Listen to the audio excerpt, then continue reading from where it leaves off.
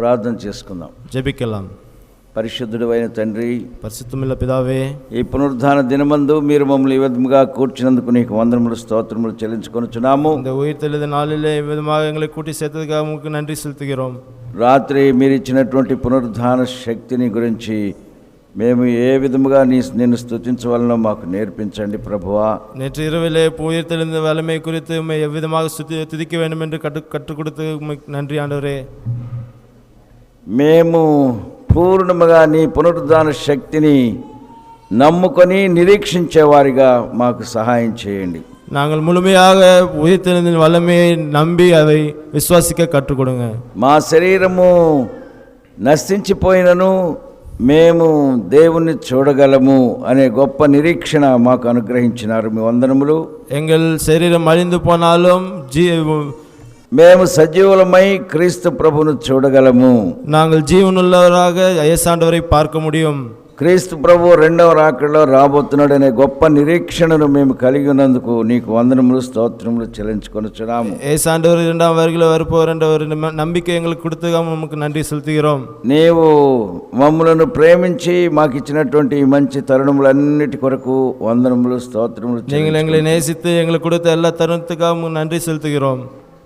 నిన్నటి వరకు మా మధ్య ఉండి కొంతమంది గృహములకు చేరుతూ ఉన్నారు. వారిని సురక్షితంగా ఆ స్థలమునకు చేర్చమని వేడుకుంటున్నాం. எங்கள் சிலர் வீட்டுக்கு செல்ல போகிறார்கள். அவர்களை பத்திரமாக சேர்த்து விடுமாண்டவரே. ఆయా స్థలాల్లో సేవ జరిగించడానికని త్వరగా వెళ్ళినటువంటి సేవకులను ఆశీర్వదించమని వేడుకుంటున్నాం. அந்த இடத்துல ஊழியத்தை நடப்பிக்க சென்ற ஊழியக்காரர்களை நீர் ஆசீர்வதியும். ఉదయ కాలమున బేతనీ రోడ్లోను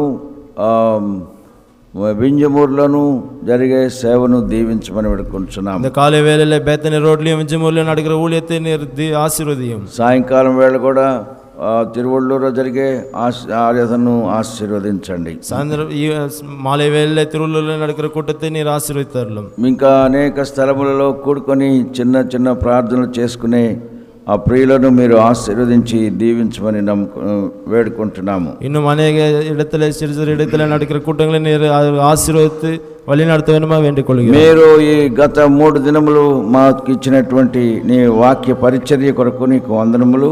கடந்த 3 நாட்களில் நீர் கொடுத்த அந்த வார்த்தைக்காக நமக்கு நன்றி செலுத்துகிறோம். ఈ ఉదయకాలమున నీ సన్నిధికి మమ్మల్ని మరొకసారి చేర్చినారు. మీకు స్తోత్రములు. இந்த காலை வேளையிலே இன்னொரு முறை உம்முடைய சமூகத்துக்கு கூட்டி சேர்த்ததுக்காக நமக்கு நன்றி செலுத்துகிறோம். నిన్ను మహింపరిచేటువంటి హృదయం మాకు అందరికీ అనుగ్రహించండి. உம்மை மகிமைப்படுத்தக்கூடிய இருதயத்தை எங்கள் ஒவ்வொருவருக்கும் தாரும். నిన్ను ఆరాధించేటువంటి గొప్ప విశ్వాసం మా అందరికీ అనుగ్రహించండి. உம்மை ஆராதிக்கிற ஒரு பெரிய விசுவாசத்தை எங்களுக்கு அனுகிரகியும். విగ్రహముల నుండి ఈ ఐగుప్తు యొక్క బానిసత్వము నుండి విడుదల పొందినటువంటి ప్రజలు ఎంతగా నిన్ను స్తుతించినారు ప్రభువా.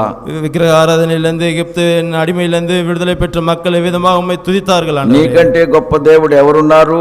உம்மை காட்டிலும் பெரிய தேவன் யார் இருக்கிறார்? వేల్పులలో నీ ఒక్కడవే దేవుడవు, நீர் ஒருவரே தேவன் అని మీరు మాకు చూపించినటువంటి మంచి ఉత్సాహం కొరకు నీకు వందనములు. என்று అవిధமாக நீர் எங்களுக்கு காட்டின ஒரு வல்லமைக்காக உங்களுக்கு நன்றி செலுத்துகிறோம். ఐగుప్తు దేవతలన్నిటికీ నీవు తీర్పు తీర్చినావు ప్రభువా. எகிப்து தேவர்களை எல்லாவற்றையும் நீர் ஜெயித்து நின்று ஆண்டவரே. మాకును నీ యొక్క సన్నిధిని మేము లోతుగా గ్రహించుకొనుటకు మా విగ్రహముల నుండి అపవిత్రత నుండి పూర్ణముగా కడిగివేయమని వేడుకుంటున్నాము.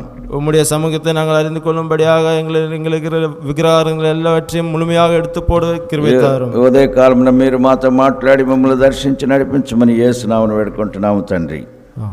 దేవుని వాక్యములో నుండి మార్కు సువార్త 5వ అధ్యాయము, దేవుని వార్తயிலிருந்து మార్కు எழுதின சுவிசேஷம் 5ஆம் அதிகாரம் 1 నుండి 20 వచనములు ఉత్తర ప్రత్యుత్తర రీతిగా చదువుకుందాం. దయచేసి నిలబడండి. அனைவரும் எழுந்து நின்று முதலிருந்து 20 வசனங்களை மாறி மாறி வாசிக்க கேட்போம். அனைவரும் எழுந்து நின்று మొదటి 20 వచనములు ఉత్తర ప్రత్యుత్తర రీతిగా చదువుకుందాము. முதல் 20 వచనங்கள் మారి మారి వాసిக்கலாம். బైబిల్ ఉన్నవారు నాతో కలిసి చదవాలి. నేను మొదటి వచనం చదువుతాను, రెండవ వచనం మీరు, అలాగూ మార్చి మార్చి ఉత్తర ప్రత్యుత్తర రీతిగా చదువుకుందాం. முதல் வசனம் நாங்கள் வாசிப்போம், பின்பு సముద్రమునకు అద్దరినున్న గెరాసేనుల దేశమునకు వచ్చిరి. அவர் படவிலிருந்து இறங்கின உடனே அசுத்தாவியில் ஒரு மனுஷன் இருந்து அவருக்கு எதிராக வந்தான். వాడు సమాధులలో వాసము చేసేటివాడు, సంకెళ్లతోనైనను ఎవడును వాని బంధింపలేకపోయెను. அவன் அங்கே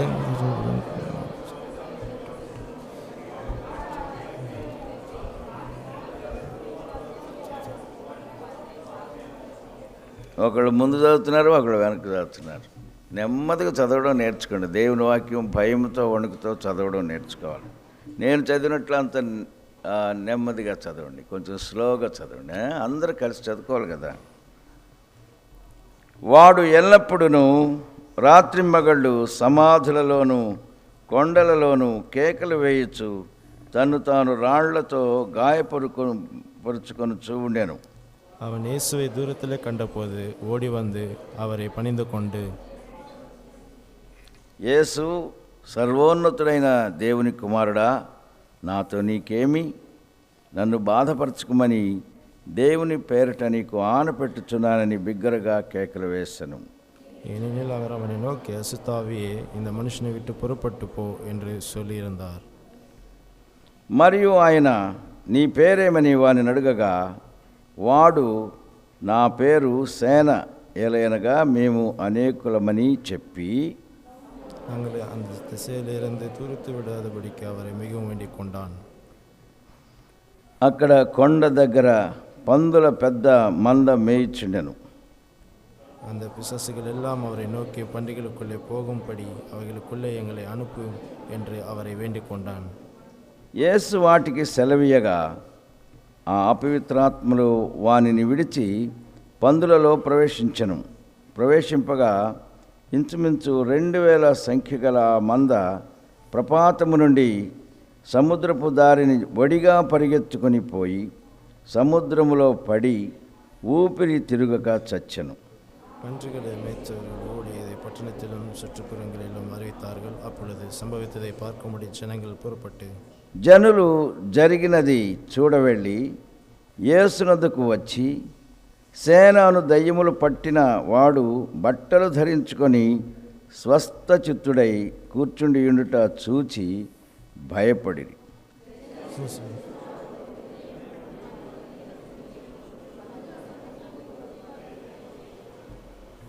తమ ప్రాంతములు విడిచి పొమ్మని వారాయనను బతిమాలు కొనసాగిరి. அப்படி அவர் படவில் ஏறுகிறப்பொழுது பிசாசு இருக்கும்படி தனக்கு உத்தரவு கொடுக்க அவர் வேண்டிக் கொண்டார். ఆయన వానికి సెలవీయక, నీవు నీ ఇంటి వారి యొద్దకు వెళ్ళి ప్రభువు నీ యందు కనికరపడి నీకు చేసిన కార్యములన్నిటినీ వారికి తెలియచెప్పుమనెను. 20వ వచనం అందరం కలిసి చదువుకుందాము. వాడు వెళ్ళి యేసు తనకు చేసినవన్నీ దెకపొలిలో ప్రకటింపనారంభింపగా అందరూ ఆశ్చర్యపడిరి. దయచేసి కూర్చోనండి. தயவுசெய்து அமருங்கள். చదువుకున్నటువంటి భాగమును మనం అనేక సార్లు ధ్యానం చేస్తుంటాం. வாசித்த பாகத்தை அநேக முறை நாம் தியானித்திருப்போம். ఈ వాక్య భాగంలో ఒక వ్యక్తిని మనం చూస్తున్నాం. இந்த வேத பாகத்திலே நாம் ஒரு மனிதனை பார்க்கிறோம். అతని యొక్క దుస్థితిని గురించి చాలా చక్కగా వ్రాయబడి ఉన్నది. அவனுடைய நிலைமை குறித்து இங்கே சொல்லப்பட்டது. అతని యొక్క తల్లిదండ్రులు ఆ కుర్రవాణి యొక్క పరిస్థితిని చూసి ఎంతగా బాధపడుతూ ఉండేవారో మనకు తెలియదు. அவங்களுடைய பெற்றோர் அவனுடைய நிலைமையை பார்த்து விதமாக அவர்கள் கஷ்டப்பட்டிருந்தாரோ தெரியாது. అతడు సమాధులలో నివాసము చేస్తూ ఉండేవాడు. அவன் பிரேத குழிகளுக்குள்ளே நிவாசம் பண்ணி கொண்டிருந்தான். అతన్ని మామూలుగా వదిలిపెడితే ఏదో ఒక తొందర చేస్తాడని తెలిసి అతన్ని చేతికి బేడీలు వేసి కాళ్లకు ఇంకా ఈ చేతులు కలిపి సంకెళ్ళు వేస్తూ ఉండేవారు. அவனை வெறுமையாக விட்டுவிட்டால் அங்கும் இங்கும் சுற்றித் திரிவான் என்று அவனுக்கு கால்களுக்கும் கைகளுக்கும் சங்கிலி போட்டு கட்டி போட்டார்கள்.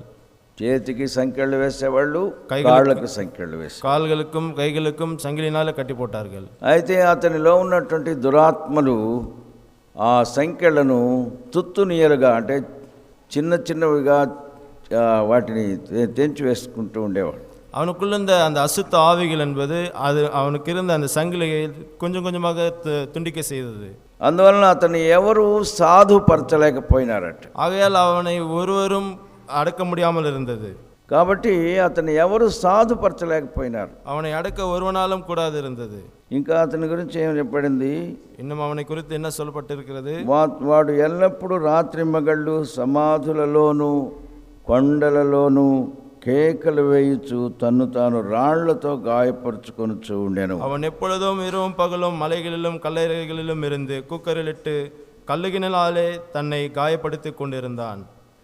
వాడు దూరము నుండి యేసును చూచినాడట. அவன் இயேசுவை தூரத்திலிருந்து கண்டான்.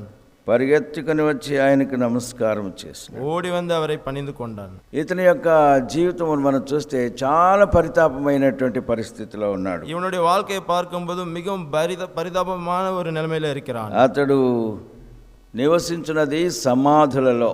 அவனுடைய நிவாசம் பிரேத குழியாக இருந்தது. సమాధులలో ఉంటూ ఉండేవాడు. பிரேத குழிகளுக்குள்ளே இருந்தான், సమాధిகளுக்குள்ளே இருந்தான். సామెతల గ్రంథము 21వ అధ్యాయంలో ఒక మాట ఉన్నది. நீதிமொழிகள் 21ஆம் அதிகாரம் 16వ వచనం చదువుకుందాం. 16லிருந்து வாசிக்க கேட்போம். వివేక మార్గము విడిచి తిరుగువాడు ప్రేతల గుంపులో కాపురముండును. ప్రేతలంటే చనిపోయినటువంటి వారి మధ్య ఆ గుంపులోనికి వెళ్ళిపోయినాడట. செத்தவர்கள் மத்தியில் அந்த குழுக்களுக்குள்ளாக அவன் சென்று விட்டான். தமிழில் படிங்க. தமிழில் 21:16 బా.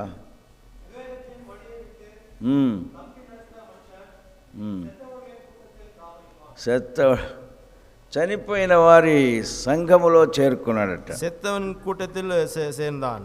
చాలామంది యవనస్తులు యవనురాండ్రు తల్లిదండ్రుల మాటలు అస్సలు పట్టించుకోరు. అనేక వాల్య పైనగల్ పెన్గల్ பெற்றோர்கள் வார்த்தை கீழ்ப்படிய மாட்டார்கள். పెద్దలను కూడా గౌరవించరు. பெரியவர்களை கூட அவர்கள் மரியாதை వారి ఇష్టం వచ్చినట్టు తిరగడము, వారి ఇష్టం వచ్చినట్టు మాట్లాడడము, వారి ఇష్టం వచ్చినట్టు డ్రెస్ వేసుకోవడము, వారు ఇష్టానుసారంగా జీవిస్తూ ఉంటారు. அவர்களுக்கு விருப்பம் போல சுற்றுவதும், அவர்களுக்கு விருப்பம் போல ஆடை உடைவதும், அவர்களுக்கு ஏற்ற போல அவர்கள் சுற்றி திரிகிறார்கள். ఏమంటున్నాడు 16వ వచనంలో? వివేక మార్గము విడిచి తిరుగువాడు. వివేక మార్గం అనేది ఒకటి ఉన్నది. వివేకం వలి என்று ஒன்று இருக்கிறது. వివేకం అనేది క్రీస్తుని గురించి చెప్పబడినటువంటి ఒక మాట. వివేకం என்பது கிறிஸ்துவை குறித்து சொல்லப்பட்ட ஒரு வார்த்தை. అటువంటి మాటలు, జ్ఞానము యుక్తమైనటువంటి మాటలు మనము దేవుని వాక్యంలో నుండి మనము గ్రహించగలము. அப்பேற்பட்ட வார்த்தைகள் ஞானமுள்ள தேவனுடைய வார்த்தைகள் என்று நாம் பார்க்க முடியும். అయితే వాక్యమును విడిచి జీవించినటువంటి వ్యక్తులు, వాళ్ళని గురించి వివేక మార్గము విడిచి తిరుగువాడు. வார்த்தையை கேட்டு அதன்படி நடாமல் இருக்கிறவர்கள் விவேகத்தின் வழியை விட்டு நடக்கிறவர்களாக இருக்கிறார்கள். వివేక మార్గం అనేది మనము దానిని వెంబడించవలసినటువంటి వ్యక్తులమై ఉంటున్నాము. వివేక మార్గ వలి என்பது அதை நாம் பின்பற்றக்கூடியவர்களாக இருக்கிறோம். యేసు క్రీస్తు నిజమైనటువంటి మార్గము. యేసు క్రీస్తు ఉన్మయాన వలి. ఆయన జీవితము చాలా ప్రశస్తమైనటువంటి మార్గము. அவருடைய வாழ்க்கை மிக விலையேறப்பெற்ற வழி. అందుకనే ప్రభువు చెప్తూ ఉన్నాడు, ஆகையால் ஆண்டவர் சொல்கிறார், నేనే మార్గమును అని చెప్తూ ఉన్నాడు. நானே வழி என்று சொல்கிறார். చాలా మంది ఆ మార్గమును అనుసరించకుండా ఎక్కడెక్కడో తిరుగుతూ ఉంటారు. అనేకர் அந்த வழியை பின்பற்றாமல் எங்கெங்கో சுற்றி திரிகிறார்கள். యేసు క్రీస్తు యొక్క మార్గములోనికి రానటువంటి ప్రతి వ్యక్తి చచ్చిపోయిన వారి గుంపులో ఉన్నారట. యేసు క్రీస్తుకు వలికుల్లాగా వరాద ఒవ్వొరువரும் செத்தவர்களாக இருக்கிறார்கள். నీవు క్రీస్తు ప్రభు యొక్క మార్గమును అనుసరించకుండా ఉంటే నీవు కూడా చనిపోయిన వాడివే. நீ கிறிஸ்து இயேசு ஆண்டவருடைய வார்த்தைகளை பின்பற்றாமல் இருந்தால் நீயும் செத்தவனாக இருப்பாய். ప్రకటన గ్రంథంలో ఒక సంఘమును గురించి ప్రభు చెప్తూ ఉన్నాడు. வெளிப்படுத்தின విషయத்துல ஒரு సభயை குறித்து ఆండవర్ சொல்கிறார், నీవు బ్రతికినానని చెప్పుకుంటున్నావు కానీ నీవు చచ్చిన వాడవే సుమా అని చెప్తూ ఉన్నాడు. நீ பிழைத்தேன் என்று சொல்லிக் கொள்கிறேன், ஆனால் நீ செத்தாய் என்று అంటే దాని అర్థం ఏంటి? అతడు అతడు క్రీస్తు ప్రభు యొక్క వివేక మార్గమున ఆ సంఘము వివేక మార్గమున నడవలేదని భావము. அப்படி என்றால் கிறிஸ்து இயேசுவுடைய விவேக வழியிலே அவர்கள் நடக்கவில்லை என்று అర్థం. నీవు వివేకంతో దేవుణ్ణి వెంబడించినట్లయితే, నీ వివేకమోడు దేవుని పిన్పట్టినాల్ ప్రేతల సమూహంలో నీవు ఉండవు. நீ கல்லறை கிட்ட இருக்க மாட்டாய். ఓ రాత్రి ఒక లోయను గురించి మనం విన్నాం కదా. நேற்று இரவு ஒரு பிரேத குழியை பற்றி అది கேள்வி. ఎండిపోయినటువంటి ఎముకలు ప్రేతల గృహమైనటువంటి స్థలముగా ఉంటుంది. உலர்ந்த எலும்புகள் பிரேத குழியில் இருக்கிற குடாரம் போல இருக்கிறது. అక్కడ ఎముకలు అనేకములు పడి ఉండినవి. அங்க எலும்புகள் அநேக கிடந்தது. అవి ఒకదానికొకటి సంబంధం లేకుండా పడి ఉండినవి. ஒன்றுக்கு ஒன்று ஒன்றும் இணைப்பில்லாமல் అయితే இருந்தது. దాని దగ్గరికి దేవుని సేవకుడు వెళ్ళాలని ప్రభు పంపించినాడు. அதனிடத்திலே தேவனுடைய ஊழியக்காரன் செல்ல வேண்டும் என்று ஆண்டவர் அவனை దేవుని వాక్యము ఎటువంటి స్థలములకు వెళుతూ ఉందంటే, தேவனுடைய வார்த்தை எப்பேற்பட்ட இடங்களுக்கு செல்கிறது என்றால் చీకటి గల స్థలములకు దేవుని వాక్యము వెళుతూ ఉంటుంది. இருள் சூழ்ந்த இடத்துக்கு தேவனுடைய வார்த்தை செல்கிறது. వెలుగున్న స్థలములో లైట్లు పెట్టవలసిన అవసరం లేదు. வெளிச்சம் இருக்கிற இடத்துல இந்த லைட் வைக்க வேண்டிய அவசியம் இல்லை. క్రీస్తు ప్రభువు నమ్ముకున్నటువంటి వ్యక్తులు చీకటి స్థలములోనికి వెళ్ళి దేవుని యొక్క వెలుగును గురించి ప్రకటించవలసి వస్తూ ఉన్నది. ஆகையால் கிறிஸ்துவை நம்பினவர்கள் தேவனுடைய வெளிச்சத்தை குறித்து பிரசங்கிக்க வேண்டியவர்களாக இருக்கிறார்கள். చనిపోయినటువంటి వారి దగ్గరికి దేవుని వాక్యము వెళుతూ ఉన్నది. செத்தவர்களிடத்திற்கு தேவனுடைய வார்த்தை செல்கிறது. రాత్రి చెప్పిన మరి ఒక వాక్యమును జ్ఞాపకం చేసుకుందాము. நேற்று இரவு சொன்ன ஒரு வார்த்தையை நாம் ஞாபகப்படுத்திக் கொள்ளலாம். యోహాను సువార్త 5వ అధ్యాయము 25వ వచనం చదువుకుందాం. யோவான் சுவிசேஷம் 5ஆம் அதிகாரம் 25వ వచనం చదువుకుందాం. 25ஆம் வசனத்தை வாசிக்க கேட்போம். మృతులు దేవుని కుమారుని శబ్దము విను గడియ వచ్చుచున్నది. అదేంటి అది వదిలిపెట్టారేంటి? ఓయమ్మ ఎక్స్ప్రెస్గా ఉంది, కొంచెం మెల్లిగా చదువు. రైట్. దానిని వినువారు జీవింతురని మీతో నిశ్చయముగా చెప్తున్నాను ప్రభు చెప్తూ ఉన్నాడు. அதை கேட்கிறவர்கள் நிச்சயமாக பிழைப்பார்கள் என்று. ప్రేతలు అంటే చనిపోయినటువంటి వ్యక్తులు. பிரேத குழி என்றால் செத்த மனிதர்கள். వారు చనిపోయినటువంటి మనుషులు ఎక్కడున్నారు?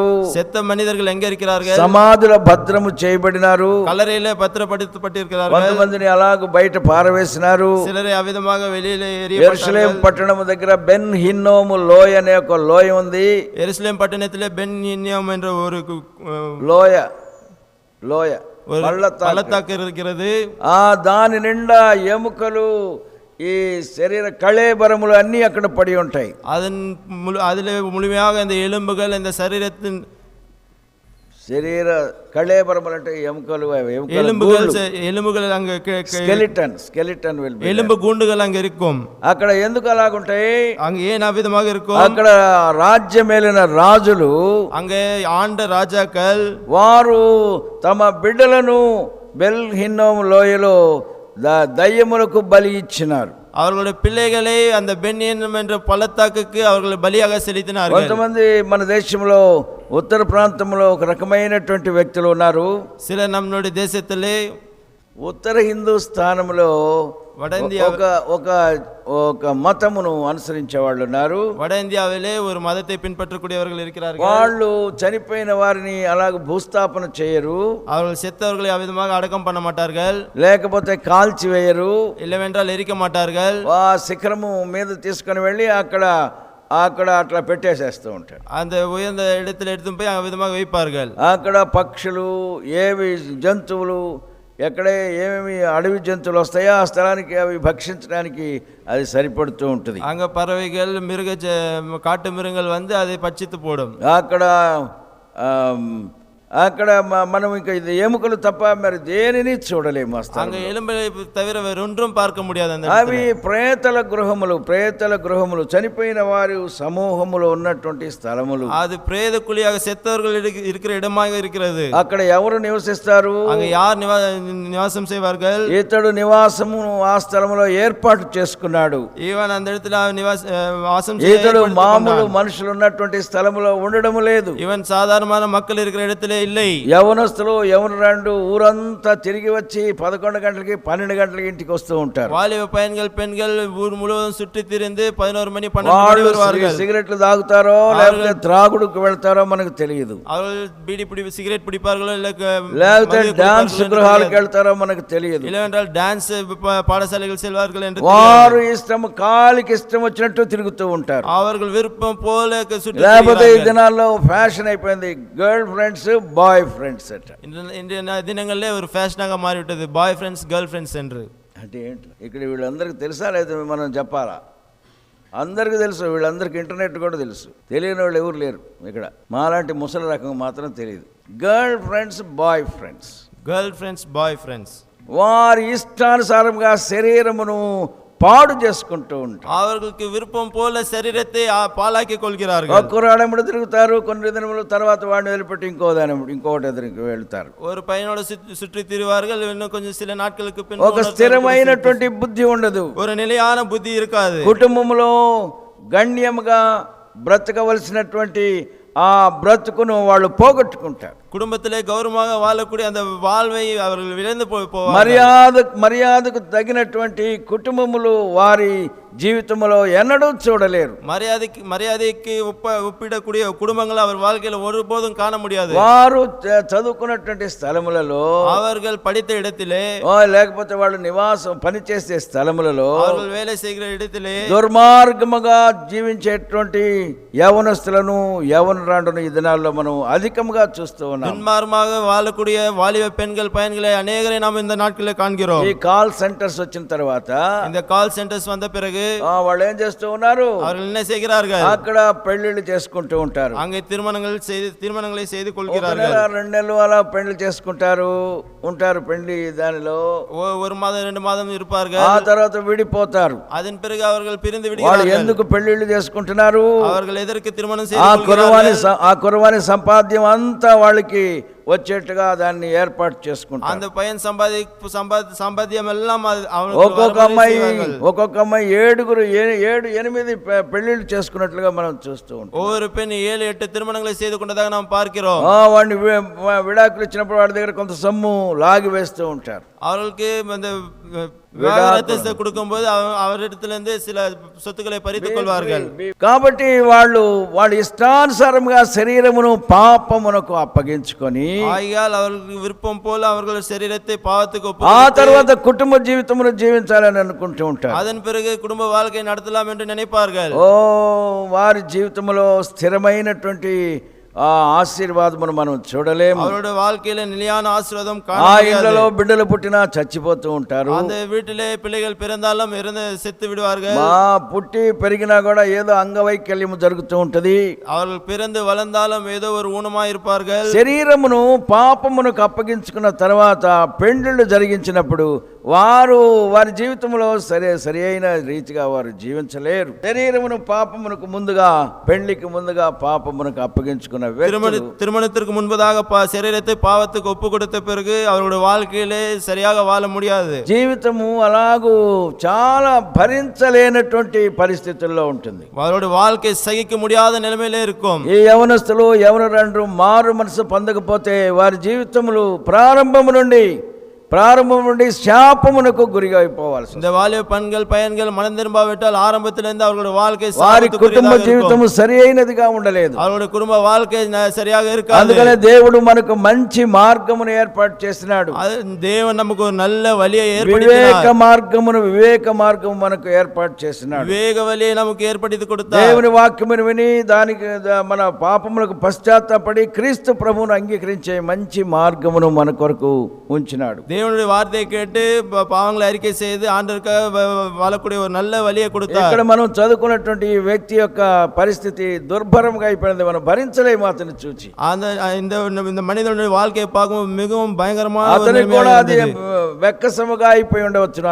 అతనికి చాలా వెలితిగా అతడు ఫీల్ అయి ఉండవచ్చును. அவனும் மிகவும் சோர்ந்து போனவனாக காணப்பட்டிருக்கலாம். తన జీవితంలో ఎందుకు ఇలాగ జరుగుతుందో అని అతడు ఆలోచించడానికి కూడా సమయం లేకుండా పోయినది. அவனுடைய வாழ்க்கையில் ஏன் இப்ப விதமாக நடக்கிறது என்று நினைக்க అతనికి అనేకమైన దయ్యములు పట్టుకున్నాయట. அவனுக்கு அநேக பிசாசுகள் பிடித்திருந்தது. దయ్యములు పట్టుకొని అతన్ని పీడిస్తూ ఉన్నాయి. பிசாசுகள் பிடித்து அவனை పీడిத்துக் கொண்டிருந்தது. అతడు రాళ్ల చేత తన శరీరమును బాగా గాయపరుచుకుంటూ ఉన్నాడు. கற்களினாலே அவனுடைய శరీரத்தை காயப்படுத்திக் கொண்டிருந்தான். దాని నుండి రక్తము కారి శరీరము బలహీనమైపోతూ அதிலிருந்து ரத்தம் சிந்தி శరీరం బలహీనమైనది. అవి దురాత్మలు పట్టినటువంటి వ్యక్తులకు ఉండేటువంటి స్వభావములు. அது దురాత్మలు பிடித்தவர்களுக்கு మన దేశంలో ఉండేటువంటి దేవుళ్ళు అనిపించుకున్నటువంటి వ్యక్తులు, நம்ம தேசத்தில் இருக்கிற தேவர்கள் என்று சொல்லக்கூடிய மனிதர்கள், రక్త దాహంతో నింపబడినటువంటి దురాత్మ శక్తులు, రక్త దాహத்தினால நிரப்பப்பட்ட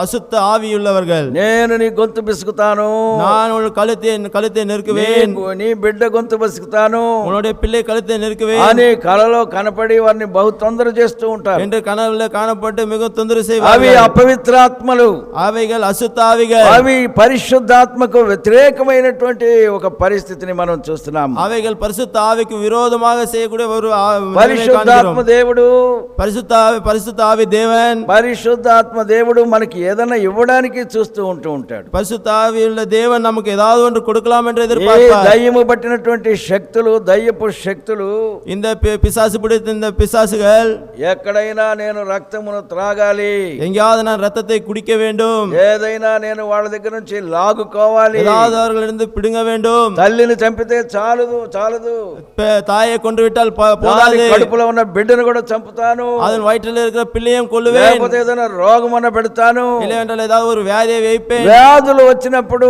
దయ్యపు శక్తుల వలన మనము పీడించబడుతున్నామని మనం గ్రహించుకోవాలి. வியாதிகள் வரும்போது பிசாசின் கிரியைகளால நாம் పిడిపట్టిరుக்கிறோం என்று వాక్యములో మనం చూసినప్పుడు అనేక వ్యాధుల చేత పీడించబడినటువంటి వ్యక్తులు, అనేక వ్యాధిகளினாலே పీడించబడిన వ్యక్తులు, బాధిக்கப்பட்ட మనిదர்கள் అని దేవుని వాక్యములో మనం చూస్తున్నాము. என்று தேவனுடைய வார்த்தையிலே దురాత్మ శక్తులు అలాగే మనల్ని బలహీనపరుస్తానికి వస్తూ ఉంటాయి. இந்த அசுத்த ஆவிகள் விதமாக நம்மளை బలహీనపడతా వரும். మీరు ఆ లారీలు వచ్చేపోయే లారీలో ముందు గాని వెనక గాని మనం చూసినట్లయితే, இந்த లారీలో మున్నుం పిన్నుமாக பார்த்தோம் என்றால், బాగా నోరు తెరుచుకొని రెండు పళ్ళు ఇట పెట్టుకొని రక్తం నాలుగు నుండి కారినటువంటి బొమ్మలు వేస్తూ ఉంటారు. వాయి తెరంది రెండు పళ్ళు వేయితే నాకులందు రక్తం కొట్టు సిందువదు భయంకరమైన స్వరూపములను పెట్టుకుంటూ ఉంటారు. భయంకరమైన స్వరూపங்களை வைத்துக் கொள்வார்கள். అది వారి యొక్క దైవముల యొక్క ప్రత్యక్షతలు. అవి அவர்கள் அந்த பிசாசுಗಳನ್ನು வெளிப்படுத்துதல். అది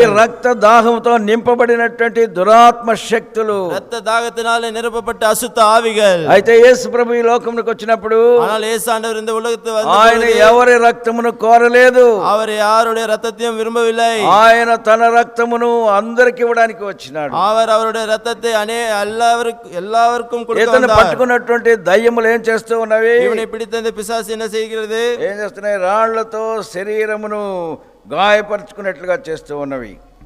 రాళ్లతో శరీరమును కర్కలినాల్ 5వ వచనం ఆఖరి భాగం. கல்லுகளினாலே தன்னை காயப்படுத்திக்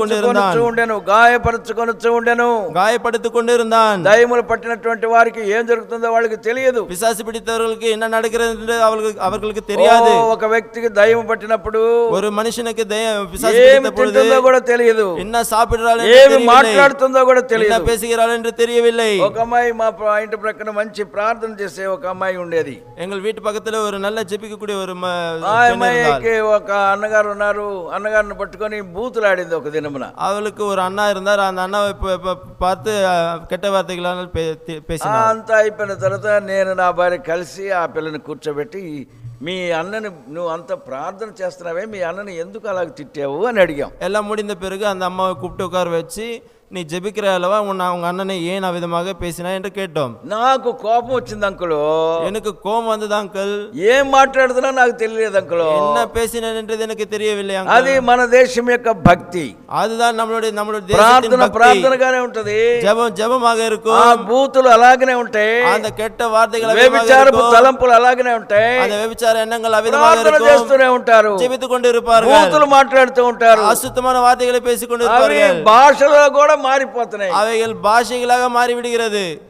అది దురాత్మలు బట్టి మాట్లాడే మాటలు కూడా భాషలు అయిపోతాయి. அசுத்த ஆவிகளை பிடித்து பேசுகிற வார்த்தைகளோட பாஷைகளாக மாறி బూతులు కూడా ఒక మా భాషగా మారిపోయినది. கெட்ட வார்த்தைகள் கூட ஒரு பாஷையாக மாறிவிட்டது. మనకి బూతులు తెలియవు, ఇంకా మరొక రకమైనటువంటి మాటలు తెలియవు. நமக்கு கெட்ட வார்த்தைகள் தெரியாது, மற்றொரு అయితే வார்த்தைகள் ఒక భాషలు అయిపోయినవి. அது ஒரு பாஷையை போல దురాత్మల చేత ప్రేరేపించబడినటువంటి వాళ్ళు భాషలు మాట్లాడుతూ ఉంటారు. அசுத்த ஆவிகளால் ஏவப்பட்டவர்கள் பாஷைகளை பேசிக் నువ్వు கொண்டிருப்பார்கள். ఆ సంఘంలోనికి వెళ్ళావనుకో, நீ அந்த సంఘத்துக்குள்ள சென்றால் నువ్వు కూడా ఏదో భాష మాట్లాడతావు. நீ ஏதாவது ஒரு பாஷையை ఏమిటి பேசுவாய். నువ్వు మాట్లాడిన భాష అంటే అదేమిటో అదేదో హెబ్రీ భాష ఏదో అంటూ ఉంటారు. நீ பேசின பாஷை என்னவென்று கேட்டால் அது ஒரு எபிரேய பாஷை என்று சொல்வார்கள். పనికి మాలినటువంటి జీవితములు జీవించే వారిని చూస్తూ ఉన్నాం. வெறும் வீணான வாழ்க்கை வாழக்கூடிய మన மனிதர்களை దేవుడు பார்க்கிறோம். పరిశుద్ధుడైనటువంటి వాడు. நம்மளுடைய தேவன் பரிசுத்தமுள்ள தேவன். మనల్ని కూడా పరిశుద్ధులుగా ఉండాలని ఆయన కోరుకుంటూ ఉన్నాడు. நாமும் பரிசுத்தமாக இருக்க வேண்டும் என்று నీ விரும்புகிறார். వస్త్రధారణ, நீ உன்னுடைய నీ உடை, నడక, உன்னுடைய நடக்கை, నీ యొక్క భాష, உன்னுடைய பாஷை, నీ జీవితము దేవునికి పరిశుద్ధమైనదిగా అంగీకరించబడాలి. உன்னுடைய வாழ்க்கை தேவனுக்கு பரிசுத்தமாக செலுத்த வேண்டும். రాత్రి చదువుకున్నాము, இது நேற்று வாசித்தோம். పరిశుద్ధమైనదిగా నిన్న మధ్యాహ్నం చదువుకున్న పరిశుద్ధమైనటువంటి దానిగా మనం ప్రభుకి సమర్పణ చేసుకోవాలట. நேற்று மத்தியானம் படித்தோம், பரிசுத்தமுள்ளதாக ஆண்டவருக்கு ఆయనకి ஒப்புவிக்க ఇష్టమైన வேண்டும். దానిని మనం చేయాలట. அவருக்கு விருப்பமானதை செய்ய வேண்டும். మన జీవితంలో ఇంతవరకు ఆయనకి ఇష్టమైనది చేసి ఉండలేము. நம்மளுடைய வாழ்க்கையில இதுவரைக்கும் அவருக்கு ஏற்றவைகளை நான் செய்திருக்க ఇక్కడ மாட்டோம். వ్యక్తి తనకి ఇష్టమైన కార్యము చేసుకోవాలని ఆశపడినను, இங்க இந்த మనిషిని அவருக்கு விருப்பமான అతడు காரியத்தை செய்ய దానిని வேண்டும் வாஞ்சித்தாலும் దాన్ని చేయడానికి అతని చేత కాలేకపోతున్నాడు. அவனால செய்யக்கூடாமல் போயிற்று. అతడు తిరుగుతూ ఉంటున్నాడు, அவன் அங்கேயும் சுற்றி వీధులలో కేకలు వేస్తూ ఉన్నాడు. வீதிகளிலே சத்தம் போட்டு ఎవరు అతన్ని సాధుపరచలేకపోయినారు. அவன் யாராலும்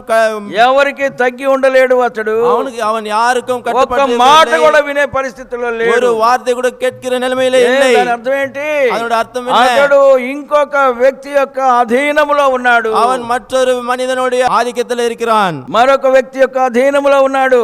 மற்ற మనిదనుடைய ఒక యవనస్తురాలు యవనుడు తల్లిదండ్రుల మాటలు వినకపోతే అది వారు ఇంకొక ఆత్మ యొక్క ఆధీనములో ఉన్నారని తెలుసు. ஒரு வாலிப பையன் பெண் பெற்றோர்கள் வார்த்தைக்கு கீழ்ப்படியவில்லை என்றால் அவர்கள் மற்றவனுடைய ஆதிக்கத்துக்குள்ளாக இருக்கிறான் என்று సంసోను అనే ఒక వ్యక్తి ఉండేవాడు.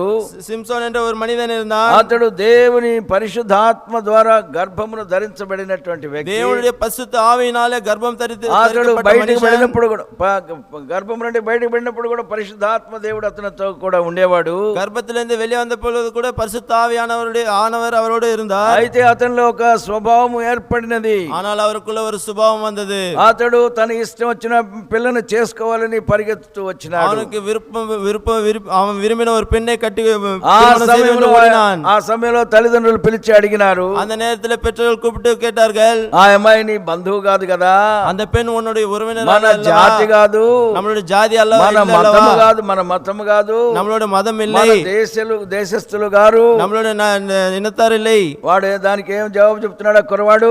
அவன் அதற்கு என்ன பதில் தரான்? నాకు ఇష్టమైనది, அந்த பெண் எனக்கு விருப்பம், దానిని తీసుకొని వచ్చి పెళ్లి చేయండి, అదేకి తిరుమణం చేయండి. ఏమంటున్నాడు తెలుసా? என்ன சொன்னான் தெரியுமா? ఉరిమి చూసినాడేమో మనకి తెలియదు. వాళ్ళు తల్లిదండ్రులు ఇద్దరు భయపడిపోయినారు. அந்த பெற்றோர்கள் பயந்து விட்டார்கள். ఈ దినముల్లో ఆ స్త్రీలు, అమ్మాయిలు, అబ్బాయిలు అలాంటి డ్రామాలు వేస్తూ ఉన్నారు తల్లిదండ్రులు. నాటకాలే அந்த பையன்கள் பெண்கள் அந்த பையன் எனக்கு விருப்பம், ఆ అమ్మాయి నాకు ఇష్టము, அந்த பெண் జరగకపోతే చూసుకోండి, இந்த திருமணம் మందు పోసుకొని చస్తాను, நான் மருந்து குடித்து சாவேன், ఆపను తెలుసునా? அதோட நான் నేను చనిపోవటకు మా నాన్న మా అమ్మ వాళ్లే దీనికి కారకులని రాసి చచ్చిపోతాను. நான் మరిத்து పోகிறதுக்கு என் தாய் தகப்பன் தான் காரணம் என்று எழுதி நான் మరిத்து పోయేன். తల్లిదండ్రులు భయకంపిలైపోతున్నా, భయకంపిలైపోతున్నారు, பயந்து விடுகிறார்கள். లేకపోతే ఆ బిడ్డ ఆడపిల్లతో ఎక్కడైనా ఊరు తిరుగుతూ ఉంటాడు. இல்ல வென்றால் அந்த பெண்ணோடு எங்கேயாவது ஊர் சுற்றி கொண்டிருப்பான். తర్వాత అది గర్భం వస్తుంది, గర్భాలను కూడా తీసివేస్తూ ఉంటారు, திரும்ப கர்ப்பம் தரிக்கும், அது அந்த கழித்து போடுவார்கள். లేకపోతే గర్భం ధరించకుండా అనేక రకమైనటువంటి కాండమ్స్ అవి వాడుతూ ఉంటున్నారు. గర్భం ధరికాமல் అనేక కాండమ్స్ ఈ உபயோகிப்பார்கள். దినములో వివేకం, అటువంటి వివేకమునకు ఏ కొరత లేదు. இந்நாட்களில் அப்பேற்பட்ட விவேகத்துக்கு ஒரு అలాగ குறைவும் இல்லை. ఊరు తిరిగి తిరిగి తిరిగి அவ்விதமாக ஊர் ఆ சுற்றி పిల్లనే சுற்றி చేసుకుంటా சுற்றி ఉంటారు. அந்த பெண்ணை ఆ நான் అబ్బాయినే திருமணம் చేసుకుంటా செய்வேன். ఉంటారు. அந்த பையனை திருமணம் செய்வேன். చేసుకున్న కొద్ది రోజుల్లోనే కథ అంతా బయటపడిపోతుంది. திருமணமான சில நாட்களுக்கு பிறகு వాళ్ళ அவங்க మధ్య கல்யாணம் வெளிவரும். అనుమానములు ప్రారంభమవుతాయి. அவர்கள் நடுவிலே சந்தேகங்கள் வரும். అనుమానములు, బిడ్డలు పుట్టిన అనుమానములు వస్తాయి. பிள்ளைகள் பிறந்தாலும் சந்தேகம் வரும். అనుమానము పెనుభూతం అంట. అనుమానము అప్పుడే சொல்லு. అనుమానము పెనుభూతము, అనుమానం పెనుభూతం, పెనుభూతము పెద్ద రోగము. పెనుభూతం పెద్ద రోగం. తమిళలో అర్థం చేసుకోండి. అనుమానమే పెనుభూతం, పెద్ద భూతం అంట. భూతం அது ஒரு பெரிய பூதம், சந்தேகம். నీకు పెళ్ళయిందా, నీకు అనుమానం ఉందా, కరెక్ట్ చెప్పవా, లేదని చెప్పు. వీళ్ళందరూ సాక్షులు. అట్లా ధైర్యంగా చెప్పగలిగిన వాళ్ళు ఎవరున్నారు? అవిధமாக ధైర్యமா சொல்லக்கூடிய నాకు నా భార్య మీద అనుమానం లేదు, எனக்கு என் மனைவி மேலே சந்தேகம் இல்லை. అనుమానం పడేవాడికి అంతకు ముందు ఏమైనా పాప సంబంధమైన కథలు చేసి ఉంటాడు. వాడు சந்தேகிக்கிறவன் భార్యను అనుమానించేవాడు வாழ்க்கையை நடத்தியிருப்பான். అంతకు ముందు ఎక్కడెక్కడో తిరిగి ఉంటాడు, గాలికి తిరిగి ఉంటాడు. மனைவியை சந்தேகிக்கிறவன் அதுக்கு முன்பதாக அவன் காட்டுக்கு అందువల్ల తన భార్యను ప్రేమించలేకపోతున్నాడు. ஆகையால் அவன் மனைவியை తన భార్యను నమ్మలేకపోతున్నాడు. அவன் மனைவியை நம்பாமல் இருக்கிறான். కొంతమంది స్త్రీలు కూడా నమ్మరు. சில பெண்களும் நம்ப மாட்டார்கள். వాళ్ళ సంగతికి నేను చెప్పడానికి నాకు ఇష్టం లేదు. அவர்களுடைய நிலைமை குறித்து మీరే ఆలోచించుకోవాలి. நீங்களே யோசித்து பாருங்கள். అనుమానములు, சந்தேகம். పెళ్లి అయిన వెంటనే కొన్ని దినముల్లోనే పెళ్లి రద్దు అయిపోతూ ఉంటది. திருமணமான சில நாட்களுக்குள்ள திருமணம் అతడు బలవంతము చేసి ఒక పెళ్లి చేసుకున్నాడు గాని அவன் அடம் பிடித்து ஒரு திருமணம் செய்து கொள்கிறான். ఎక్కువ సేపు దానిలో ఉండలేకపోయినాడు. அநேக நாட்கள் அதில் ఒక సంవత్సరం కూడా గడవలేదు. ஒரு வருடம் ஆகவில்லை. విచ్ఛిన్నమైపోయినది. அது சிதறடிக்கப்பட்டது. అతడు దానితో ఆగిపోలేదు. அவன் அதோடு நிற்கவில்லை. ఈ పాప జీవితమునకు అలవాటు పడినటువంటి వ్యక్తులు வாழ்க்கைக்கு அவன் ఒకదానితో అట్లాగూ ఆగిపోరు. ஒருவரோடு அது நிற்க மாட்டார்கள். నుండి ఇంకొక ఊరికి వెళ్ళిపోయినాడు. அந்த ஊர்ல இருந்து மற்ற ஊருக்கு சென்றான். అమ్మాయిని చూచినాడు. அங்க ஒரு பெண்ணை பார்த்தான். దానితో స్నేహం ఏర్పాటు చేసుకున్నాడు. அதோட స్నేహం దానితో ఆగిపోలేదు. அதோடு நிற்கவில்லை. ఈ పాప జీవితం అలా కంటిన్యూ అవుతూనే ఉంటుంది. பாவ வாழ்க்கை தொடர்ந்து கொண்டு இருந்தது. తర్వాత ఇంకొక దాని దగ్గరికి వెళ్ళిపోయినాడు. திரும்ப இன்னொரு ఆశ్రయించినాడు. ఇలాగ ఒక దురాత్మ తర్వాత మరొక దురాత్మ అతని జీవితంలో సందు చేసుకున్నవి. ఈ విధంగా ஒரு அசுத்தாவிக்கு பின்னாக இன்னொரு அசுத்தாவி அவன் வாழ்க்கையில சென்றது. ఇక్కడ కుర్రవానితో ఇతని గురించి మనం చదివినప్పుడు ఇవని గురించి நாம் వాసిக்கும் போது అతనిలో అనేకమైన దయ్యములు ఉండినవట. அவனில అనేక பிசாசுகள் இருந்தது. ఎన్ని దయ్యములు అతని పట్టుకొని వేధిస్తున్నాయో, ఎత్తனை பிசாசுகள் அவனை பிடித்து వేధిக்கிறதோ. కొంతమందికి దయ్యములు ఊరకనే పట్టవు.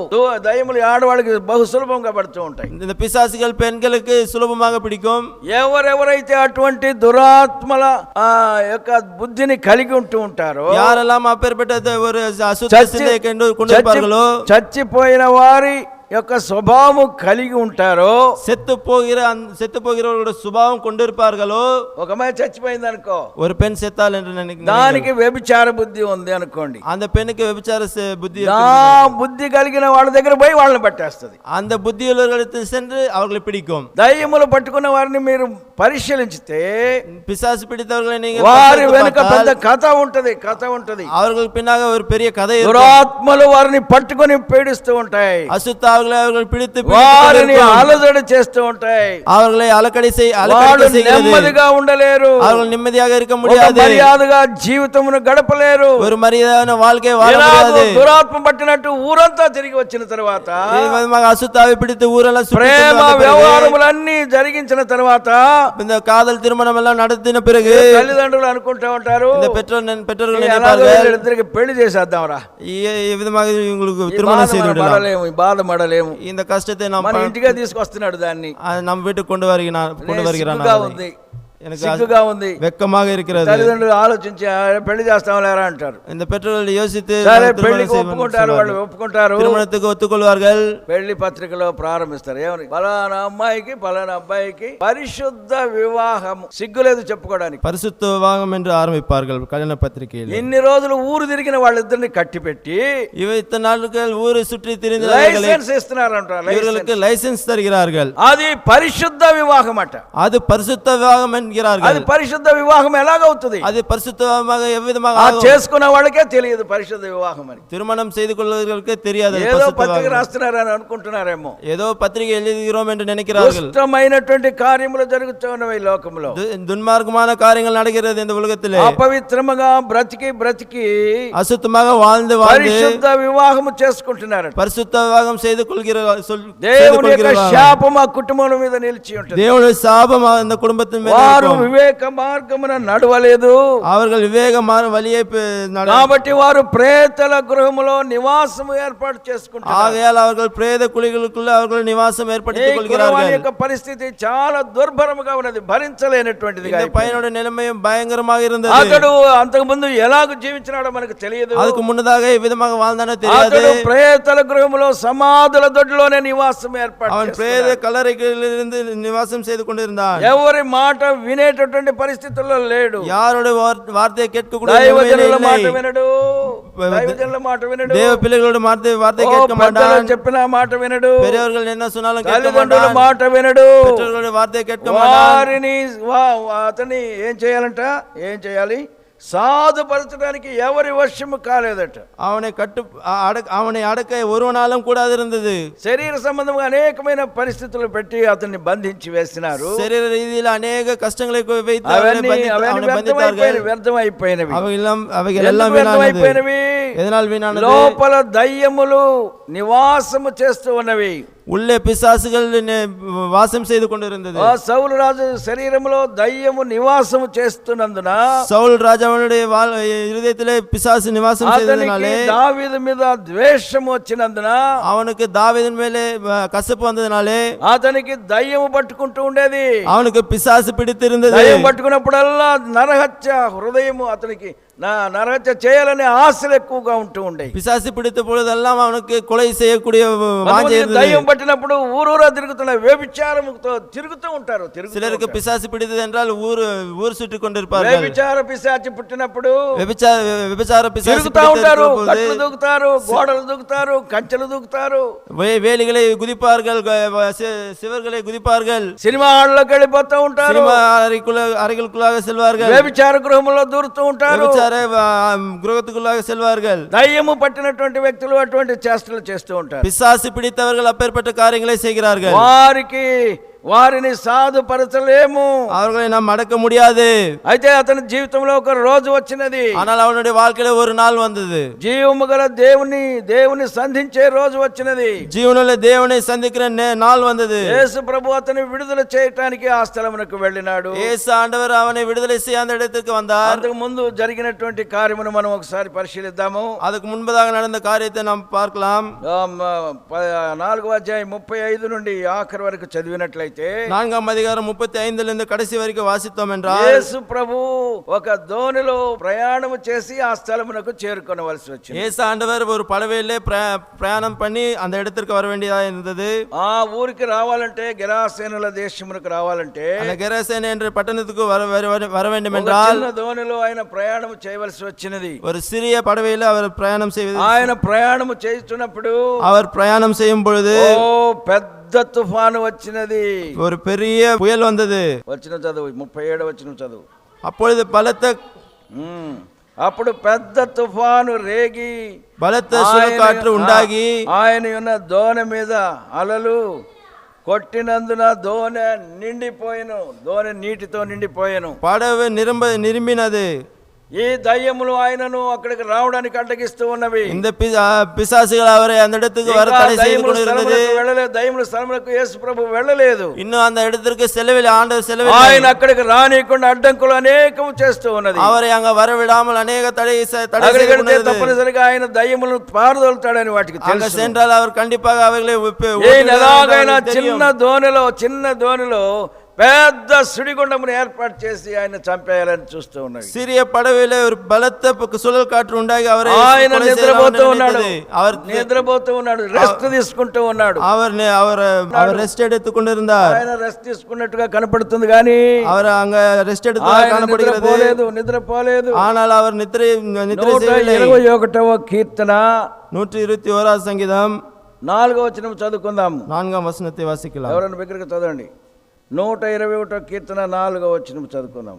ఇశ్రాయేలును కాపాడువాడు కొనుకడు నిద్రపోడు. అది ఇశ్రాయేలును కాపాడువాడు కొనుకడు నిద్రపోడు. இதோ இஸ்ரவேலை காக்கிறவர் உறங்குவதும் இல்லை தூங்குகிறதும் இல்லை. ఆయన నిద్రపోడు కొనుకడు. அவர் ఆయన కడుపుకున్నట్టుగా కనపడుతున్నాడు కానీ పడుతుంది పోల కానపడుகிறது. ఆయన ఆలోచిస్తూ ఉన్నాడు. அவர் யோசித்துக் கொண்டிருந்தார். ఈ అలలు ఎంతసేపు ఈ గాలి దుమారం రేగుతుందో చూస్తాను. எவ்வளவு நேரம் இந்த காற்று சுழல் காற்று வரும் என்று பார்த்துக் கொண்டிருந்தார். సముద్రము పొంగుతూ ఉన్నది. సముద్రం పొంగి இருந்தது. పక్కనున్న వ్యక్తులందరూ అలజడి పడిపోతూ ఉన్నారు. பக்கத்துல இருக்கிறவர்கள் எல்லாம் అలరి கொண்டிருந்தார்கள். శిష్యులంతా అలజడి పడిపోతున్నారు. சீடர்கள் எல்லாம் பயந்து கொண்டிருந்தார்கள். విశ్వాసులు భయపడుతూ ఉంటారు. అయితే క్రీస్తు ప్రభువు నెమ్మదిగా అలాగనే కూర్చున్నట్టుగా కనపడుతూ ఉంటాడు. అయితే తగిన సమయంలో ఆయన లేచి గాలిని గద్దించినాడట. తగిన నేరத்தில் எழும்பி அந்த காற்றை அதட்டினார். గాలిని సముద్రమును గద్దించినాడు. కాற்றையும் సముద్రத்தையும் அவர் మన జీవితంలో అనేకమైనటువంటి కార్యములు సైతానుడు ఏర్పాటు చేసినప్పుడు நம்முடைய வாழ்க்கையில் అనేక కార్యங்களை పిశాచు ఏర్పడినప్పుడు దేవుడు దానిని గద్దించుటకు సమర్థుడైన దేవుడు. தேவன் அவர்களை அதட்ட వల్లవరాయి இருக்கிறார். భయంకరమైనటువంటి తుఫాను, ఆయన చిన్న పడవలో ఉన్నాడట, కానీ గొప్ప తుఫాను రేగినదట. அவர் சிறிய படவில இருந்தார், ஆனா பலத்த சுழல் காற்று உண்டாயிற்று. చిన్న దోణిలో తీసుకొని పోయిరి. சிறிய படவில అయితే అప్పుడు పెద్ద తుఫాను వచ్చును. ஆனால் அங்க பலத்த சுழல் காற்று. మనము చాలా చిన్నవారముగా కనపడవచ్చును. நாம் மிக சிறியவர்களாக காணப்படலாம். విశ్వాసంలో అప్పుడప్పుడే నేర్చుకుంటూ ఉండవచ్చు. విశ్వాసத்தை அப்பொழுதுதான் கற்றுக்கொண்டு இருக்கலாம். అయితే తుఫానులు వస్తూ ఉంటాయి. బలత్త సుழல் కాற்று. ఇక్కడ నేర్చుకున్నటువంటి విశ్వాస జీవితమును అమల్లోనికి తీసుకొని వచ్చే సమయంలో இங்கே கற்றுக்கொண்ட விசுவாச வாழ்க்கையை நடைமுறை మీ తల్లిదండ్రులు మీ స్నేహితులు మీ బంధువులు దానికి ఒప్పుకోరు. ఇదేమిటి ఇలాగ చేస్తున్నావు, ఎందుకు క్షమాపణ కోరుకోవాలి, ఎందుకు పాపములు ఒప్పుకోవాలి, ఎందుకు దొంగిలించి తిరిగి ఇవ్వాలి,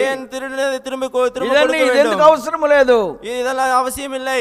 నిన్ను అలాగూ అణిచివేయాలని చూస్తున్నాడు. అవిధமாக அணைத்து போட பார்க்கிறான். భయంకరమైన తుఫాను నిన్ను తాకనంటూ ఉంటాయి. பயங்கரமான புயல் உன்னை சூழ்ந்து అయితే ప్రభువు అక్కడే ఉన్నాడని గమనించుకోవాలి. ஆனால் ஆண்டவர் அங்கே இருக்கிறார் என்று ஞாபகம் வைத்துக் கொள்ள வேண்டும். దేవుని వాక్యం విన్నటువంటి వ్యక్తులు, దేవుని వార్த்தை கேட்ட మనిదர்கள் అలజడి పడిపోన అవసరం లేదు.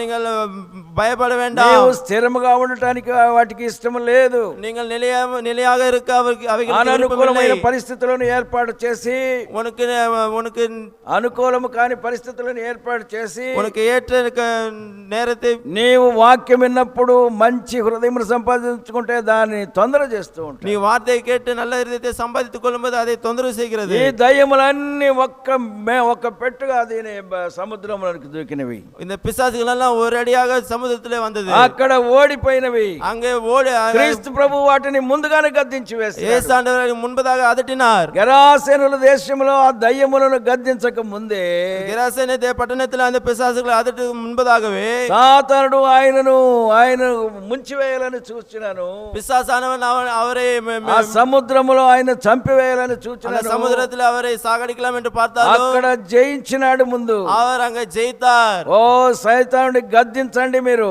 நீங்கள் సాతానుని గద్దించాలి, వాడు దూరంగా వెళ్ళిపోతాడు. நீங்கள் அதட்டுங்கள், அப்பொழுது அவன் தூரமாக போவான். వాడిని గద్దించడం కష్టంగానే ఉంటది. அவனை அதட்டுகிறது மிக கடினமாக இருக்கும். ఇన్ని దినములు సాతానుకు బానిసలుగా ఉన్నారు మీరు. ఇన్ని నాட்களாக పిశాచుకు అడిమయాయి వ్యభిచారమునకు బానిసలుగా ఉండినారు. వ్యభిచారத்துக்கு అడిమయాయి இருந்தீர்கள். త్రాగుడుకు బానిసలుగా ఉన్నారు.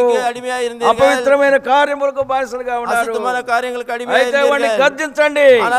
మీ శరీరములోనే భాగమైపోయినటువంటి పాపము, உங்களுடைய శరీరத்திலே పాపము నువ్వు గద్దించాలి. உங்களுடைய శరీరத்திலே ஒரு భాగமாக మారిన அந்த பாவத்தை అది చాలా కష్టమైన పని. అది మిகவும் కష్టమైన నీ శరీరములో సందు చేసుకున్నాడు సైతానుడు. உன்னுடைய శరీరத்திலே వలి ఉండాకినాడు. వాడు నివాసము చేస్తూ ఉన్నాడు. அவனுடைய நிவாசமாக செய்கிறான். ప్రసంగి గ్రంథములో ఒక మాట చెప్పబడింది. ప్రసంగి எழுதின పుస్తకத்தில் ஒரு వార్త சொல்லப்படுகிறது. ప్రసంగి 7:9 చదువు. ఆత్రపడి కోపపడవద్దు, బుద్ధిహీనుల అంతరింద్రియములందు కోపము సుఖ నివాసము చేయును. மூடரின் நெஞ்சிலே கோபம் குடிకొల్லும். ఓ కోపము సుఖ నివాసం చేస్తూ ఉంటది. கோபம் குடிకొల్லும். వాడికి ముక్కు కోపం రా, చాలా ఊరికనే కోపడుతూ ఉంటాడు. அவனுக்கு மூக்கு மேல கோபம் வரும், சும்மா ముక్కు మీద ఉంటది కోపం, ముక్కు மேலே இருக்கும் కోపం. హృదయములో అంతరంద్రియములో కోపము సుఖ నివాసము చేస్తూ ఉంటది. உலான இதயத்திலே கோபம் குடிకొల్லுகிறது. ముక్కు కోపం అంటే ముక్కు కోసేస్తే కోపం వద్దా? மூக்கு அறுத்தல் கோபம் போமா? కోపము హృదయములో సుఖ నివాసం చేస్తూ ఉన్నది. கோபம் இதயத்திலே குடிకొల్லுகிறது. నీ హృదయములో పాపము అలాగ సుఖ నివాసము, దాన్ని కదిలించలేము. உன்னுடைய இதயத்திலே அந்த குடிకొల్கிறதை அசத்த முடியாது. దాన్ని అటు ఇటు తిప్పి బయట పడవేయలేము. அதை అసத்தி வெளியே போட ఎన్ని முடியாது. సంవత్సరాల నుంచి ఉంటూ ఉంటది. எத்தனையோ ஆண்டுகளாக இருக்கிறது. ఒక అమ్మాయికి దయ్యము పోగొడుతున్నాడు దైవజనుడు. ஒரு பெண்ணுக்கு பிசாசு నువ్వు ఎన్ని దినముల నుంచి ఈ స్త్రీలో ఉన్నావని అంటే, நீ எத்தனை நாட்களாக இந்த பெண்ணுக்குள்ள నేను இருக்கிறாய்? 10 సంవత్సరాల నుంచి ఉన్నాను. நான் 10 ஆண்டுகளாக నువ్వేమేం இருக்கிறேன். చేస్తున్నావు? ఈ అమ్మాయికి நீ என்ன செய்கிறாய்? இந்த కడుపు பெண்ணுக்கு నొప్పి పుట్టిస్తాను, வயிற்று வலியை నడుము உண்டாக்குவேன், నొప్పి పుట్టిస్తాను, இடுப்பு வலியை உண்டாக்குவேன், తలకాయ నొప్పి పుట్టిస్తాను, தலைவலியை உண்டாக்குவேன், పోయి బావిలో పడి సామని చెప్తా ఉంటాను. போய் கிணற்றில் விழுந்து சாவேன் ఓ ఎన్ని అవస్థలు పెడుతూ ఉంది ఆ స్త్రీని. எத்தனை துன்பங்களை துன்பப்படுத்தினால அந்த సో కోపము సుఖ నివాసము చేస్తూ ఉంటది. கோபம் அங்கே కోపము குடிக்கொள்கிறது. కూడా పాపము. கோபத்தோட பாவம். నీ కోపము నిన్ను పాడు చేస్తూ ఉంటది. உன்னுடைய கோபம் உன்னை பாலாக்கி కోపములకు దాసులుగా మనం పట్టబడకూడదు. கோபத்துக்கு நாம் அடிமையாக నీ శరీరంలో పాపము నిన్ను దాసునిగా చేసేస్తూ ఉంటుంది. உன்னுடைய శరీரத்திலே கோபம் அடிமையாக అందుకని పరిశుద్ధుడైన పౌలు ఏం చెప్తున్నాడు? ஆகையால் பரிசுத்த பவுல் என்ன சொல்கிறார்? నేను పాపమునకు అమ్మబడి తిని, நீயும் நானும் பாவத்துக்கு விற்றவர்களாய் నేను இருக்கிறோம். పాపమునకు అమ్మబడి తిని. நான் பாவத்துக்கு விற்றவனாய் இருக்கிறேன். రోమీయులకు రాసిన పత్రిక 7వ అధ్యాయము 14వ వచనము. ரோமர் 7వ అధ్యాయం 7వ అధ్యాయం 14వ వచనములో ఆత్మ సంబంధమైనదని ఎరుగుదువా? అయితే నేను పాపమునకు అమ్మబడి శరీర సంబంధి అయి ఉన్నాను. కాబట్టి పాపము కోపం వస్తుంది అంటే దాని అర్థం ఏంటి? கோபம் வருகிறது. ఆ పాపమునకు నీవు అమ్మబడినావు. அந்த பாவத்துக்கு நீ விற்றப்பட்டு మామూలుగా చేసి దానికి అమ్మబడినావు. நீ அதை செய்து அதுக்கு ఈ కుర్రవాడు మొట్టమొదట ఒక్కసారి అక్కడ పోయి ఆ సమాధుల్లో ఉండలేదు. అతడు இந்த பையன் ஒரே அடியா దానిని ప్రాక్టీస్ చేసుకుంటూ వచ్చినాడు. அதை தொடர்ச்சியாக செய்து கொண்டு வந்தான். దురాత్మలతో సంబంధం పెట్టుకున్నాడు. அந்த అశుద్ధావిகளோடு సంబంధం வைத்துக் கொண்டான். రాత్రులందు అటు తిరుగుతూ ఉండేవాడు. இரவில் அங்கங்கேயும் சுற்றி கொண்டு అది అలవాటు చేసుకున్నాడు.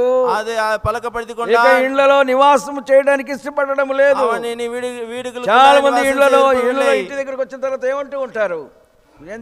కొంతమంది యవనస్తులు ఇంట్లోకి వచ్చి ఏమంటారు తెలిసిన? వాలిబர்கள் வீட்டுக்கு வந்து என்ன ఇక சொல்றாங்க? నేను ఇంటికే రాను, இந்த வீட்டுக்கு నన్ను ఎవరు సరిగా చూడడం లేదు, வீட்டுல என்ன யாரும் నేను ఇక్కడ ఉండను, నాకు అవసరం, నాకు ఇష్టం లేదు, நான் ఇங்க இருக்க மாட்டேன், எனக்கு విருப்பం இல்லை. ఎందుకు?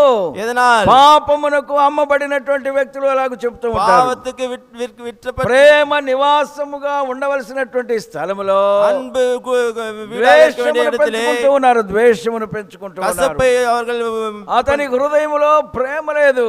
அவனுடைய இதயத்தில் அன்பு இல்லை. 11 గంటలకు 12 గంటలకు ఇంటికి వస్తే 11 மணி 12 மணிக்கு வீட்டுக்கு ముసలి வந்தால் తల్లి ఆడి కొరకు కనిపెట్టుకుంటూ அந்த వయదాన తాయి அவனுக்காக காத்து ఎప్పుడు கொண்டிருப்பாள். వస్తాడో నా కుమారుడు, ఎప్పుడు எப்பொழுது వస్తాడో. வருவான் என் மகன்? వాడు ఎక్కడెక్కడో తిరిగి వస్తూ ఉంటాడు. அவன் ఎங்கెங்கయో சுற்றி ఏదో దురాత్మలు పట్టుకొని వస్తూ ఉంటాడు. ஏதோ அசுத்தாவிகளை பிடித்துக் கொண்டு வருவான். తల్లిని వేధిస్తూ ఉంటారు. தாயை ఆ సమయం వరకు మేల్కొని ఉండి వాడికి అన్నం పెట్టాలి.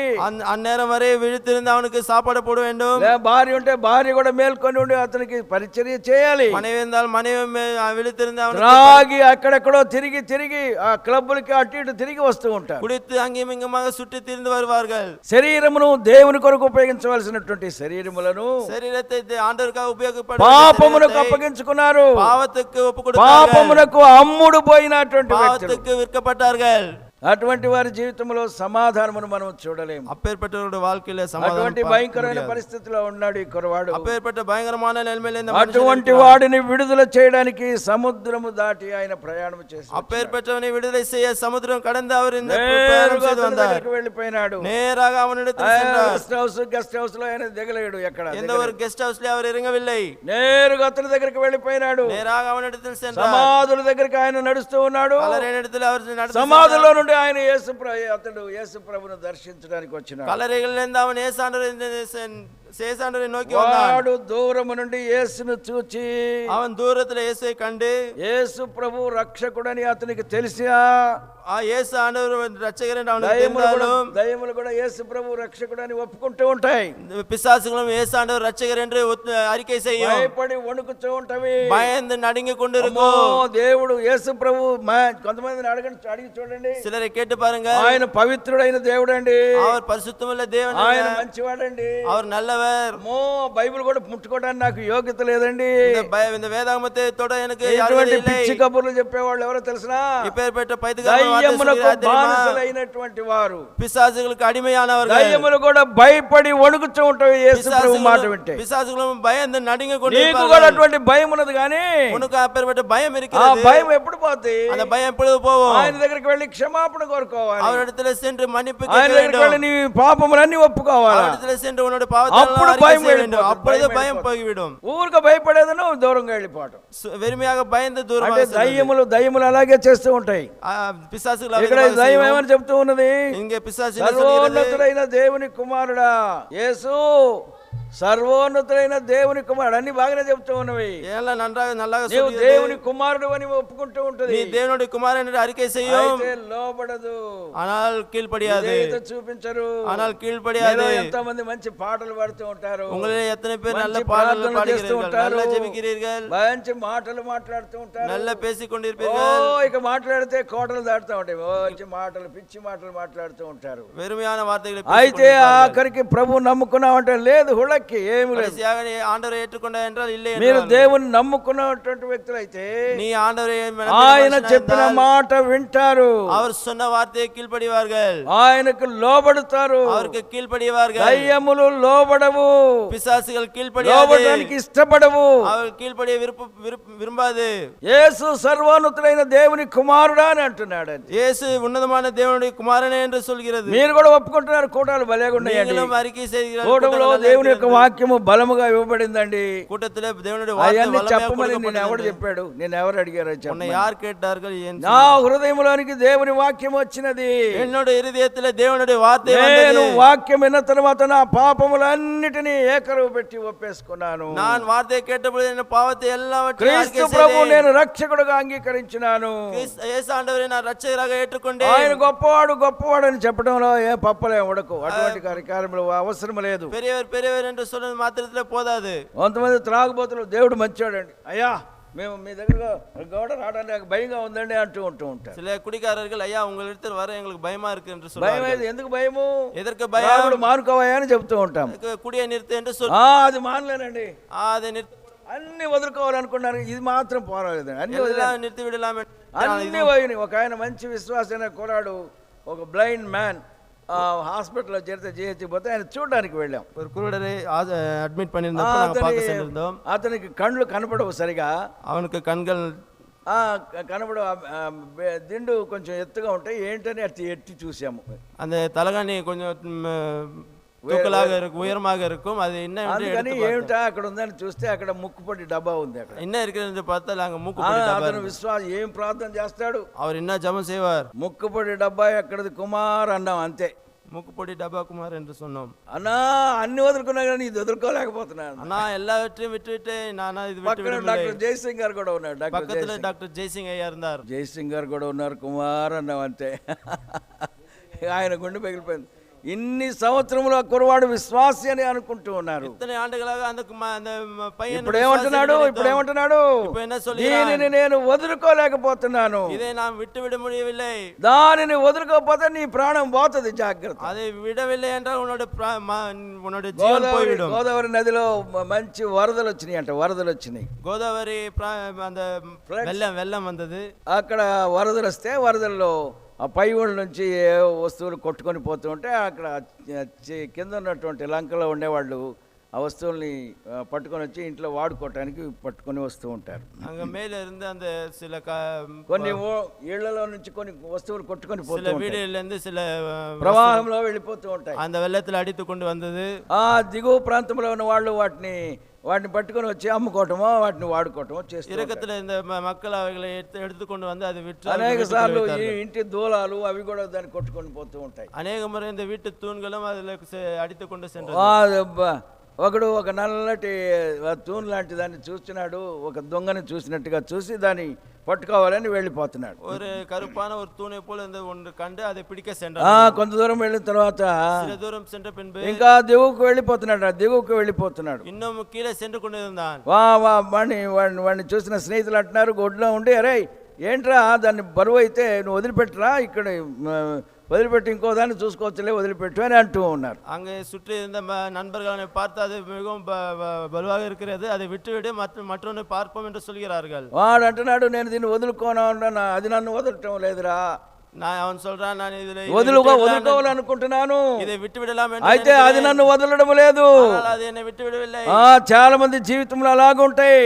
அநேகருடைய అది ఏమిటో తెలిసినా ఒక పెద్ద ఎలుగుబంటి అంట. அது என்ன தெரியுமா, అది ஒரு பெரிய కరడి. అది బాగా వీడిని వాటేసుకుంది. அது நன்றாக నన్ను పట్టుకోవడానికి వచ్చావు, ఇక నిన్ను పట్టుకుంటాను, என்னை பிடிக்க வந்தாயா, நான் உன்னை பிடிப்பேன். పాపము అలాగు నిన్ను కౌగలించుకుంటూ ఉంటుంది. பாவம் అవిధமாக உன்னை பிடித்து దాని నుండి నీవు కింద వదిలిపెట్టుకోలేవు. அதிலிருந்து நீ కీలే వర నెమ్మదిగా దానికి ఇంట్రడ్యూస్ చేస్తావు. నేను త్రాగడానికి ఏదో ఒక పెగ్గు తాగుతావు, కుడికి త్రాగి దానికి బానిస అయిపోతావు. కుడితే அதுக்கு அடிமை ஆகிறது. ఆ తర్వాత అంతే, దాని నుండి నువ్వు విడుదల పొందలేవు. அவ்வளவுதான், அதுல இருந்து நீ விடுதலை பெற முடியாது. నయాగరా జలపాతం అని అమెరికా దేశంలో ఉన్నది. నయాగరా నీర్వీழ்ச்சி என்று అమెరికాவில் இருக்கிறது. సరే, అక్కడ పెద్ద కొండల మీద ప్రవాహము అక్కడ నుంచి పడుతూ ఉంటాయి అన్నమాట. కొండల మీద నుంచి ఆ నీరు కింద పడుతూ ఉంటాయి. మలైల మేలింది அந்த தண்ணீர் கீழே கொட்டி పడిపోయే స్థలానికి ముందుగా చాలా ఫ్లాట్గా ఉంటుందంటే ఆ స్థలంలో మామూలు ప్రవాహం లాగా వస్తూ ఉంటుంది. అది కీழே కొట్ట இடத்துல நல்ல సమமாக இருக்கும். அந்த இடத்துல నార్మల్. అక్కడ ఏదైనా జంతువులో మనుషులో చచ్చిపోతాయి, ఆ శవం మీద ఈ కళ్ళు గద్దలు లాంటివి లేకపోతే పెద్ద బోర్వల్ లాంటివి వాటి మీద వ్రాలుతాయి. அங்கே அடித்து செத்தவர்கள் அந்த பணத்து மேலே அவைகள் அந்த கழுகைகள் வந்து அவர்கள் மேலே உட்காரும். అది ప్రవాహము దగ్గరకు వచ్చినప్పుడు లేవచ్చులే అని అనుకుంటాయట. அது கீழே வரும்போது எழுந்திருக்கலாம் என்று நினைக்கும்.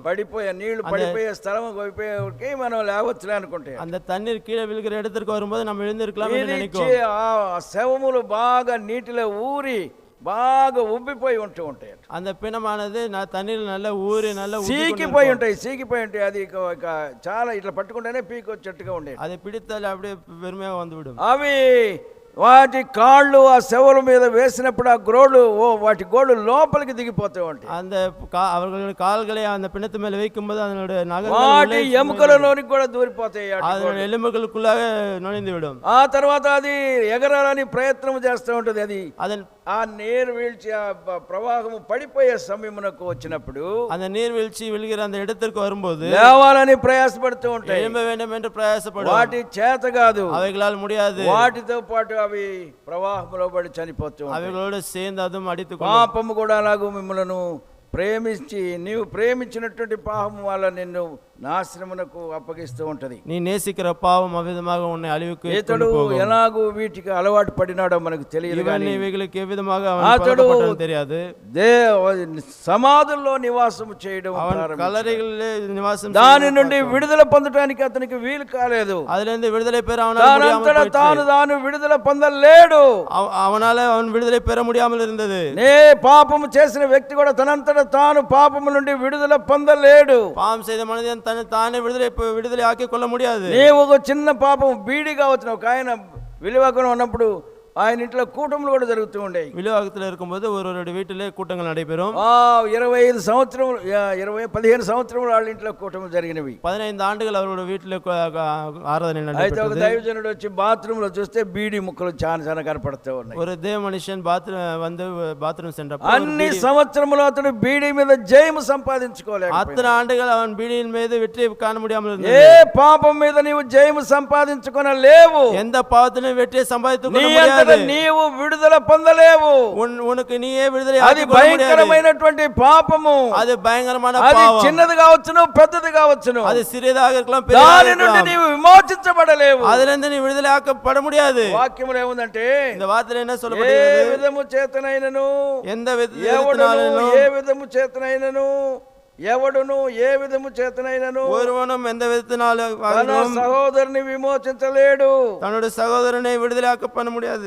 అతడు బ్రతుకున్నట్లు అతని నిమిత్తము ప్రాయశ్చిత్తము చేయదగిన వాడు ఎవడునూ లేడు. 49వ కీర్తన చదువుకుందాం. 49వ కీర్తన 7వ వచనం నుండి చదువుకుందాము. ఎవడును ఏ విధము చేతనైనా ஒருவனாவது தன் சகோதரன் அழிவை காணாமல் సహోదరుని విమోచించలేడు. இனி என்றைக்கும் உயிரோடு இருக்கும்படி వాడు కుళ్ళు చూడక నిత్యము బ్రతుకున్నట్లు వాని నిమిత్తము దేవుని సన్నిధిని ప్రాయశ్చిత్తము చేయగలవాడు ఎవడునూ లేడు. எவ்விதத்தினாலாவது அவனை மீட்டுக் கொள்ளவும் ఎవరు ఒక వ్యక్తిని విమోచించలేరు. ஒருவனை விடுவிக்க முடியும். ఏ పెద్ద మహానుభావుడో జగద్గురువో ఎవడు తన సహోదరుని విమోచించలేడు. எந்த ஒரு பெரிய மகானுభావుனா இருந்தாலும் వాళ్ళ చేత కాదు, அவர்களால முடியாது. వాళ్ళు పాపములో పుట్టినటువంటి அவர்கள் பாவத்துல பிறந்த மனுஷர்கள். పాపము వలన బ్రతుకుతున్నటువంటి వ్యక్తులు, பாவத்தினால பிழைக்கிற மனிதர்கள், పాపమునకు అమ్మబడినటువంటి వ్యక్తులు, శరీరం పాపத்துக்கு విற்கப்பட்ட మనిదர்கள். ఎంతమంది జగద్గురువులు లేకపోతే సాయిబాబాలు వాళ్ళు ప్రేమ లీలల్లో ఉన్నారని ఎంతమంది రాస్తూ ఉన్నారు. తీసుకుని వెళ్ళి వాళ్ళతో పాపములో గడిపినటువంటి వ్యక్తులు ఎంతమంది ఉన్నారు. స్త్రీகளை கொண்டு போய் அவர்கள் பாவம் செய்கிறது எத்தனை பேரை காண்கிறோம். ఎవడును ఏ విధము చేతనైనను తన సహోదరుని విమోచించలేడు. ஒருவனும் எந்த விதத்தினாலும் தன் சகோதரனை விடுவிக்க முடியாது. ఈ వ్యక్తి తనంతట తాను విమోచించబడలేదు. இந்த మనిషిని அவன் தன்னை ఎవరు అతన్ని సాధుపరచలేదు. அவனை யாராலும் అడక முடியாமல் இருந்தது. అయితే ఒక సన్నివేశం వచ్చినది, ஒரு நேரம் வந்தது. ఇక్కడ ఏమంటుకుంటున్నాము, ఇంక ఏం చదువుతున్నాము, వాడు కుళ్ళు చూడక నిత్యము బ్రతుకున్నట్లు అంటే నిత్య జీవం పొందినట్లు அவன் நித்திய జీవனை பெறும்படி వాని నిమిత్తము దేవుని సన్నిధిని ప్రాయశ్చిత్తము చేయగలవాడు ఎవడునూ లేడు. అయితే ఒక ఆయన మాత్రం ఉన్నాడు. ஆனால் ஒருவர் மாத்திரம் అందరి పాపముల నిమిత్తమై ప్రాయశ్చిత్తము చేసినటువంటి వ్యక్తి ఒక ఆయన ఉన్నాడు.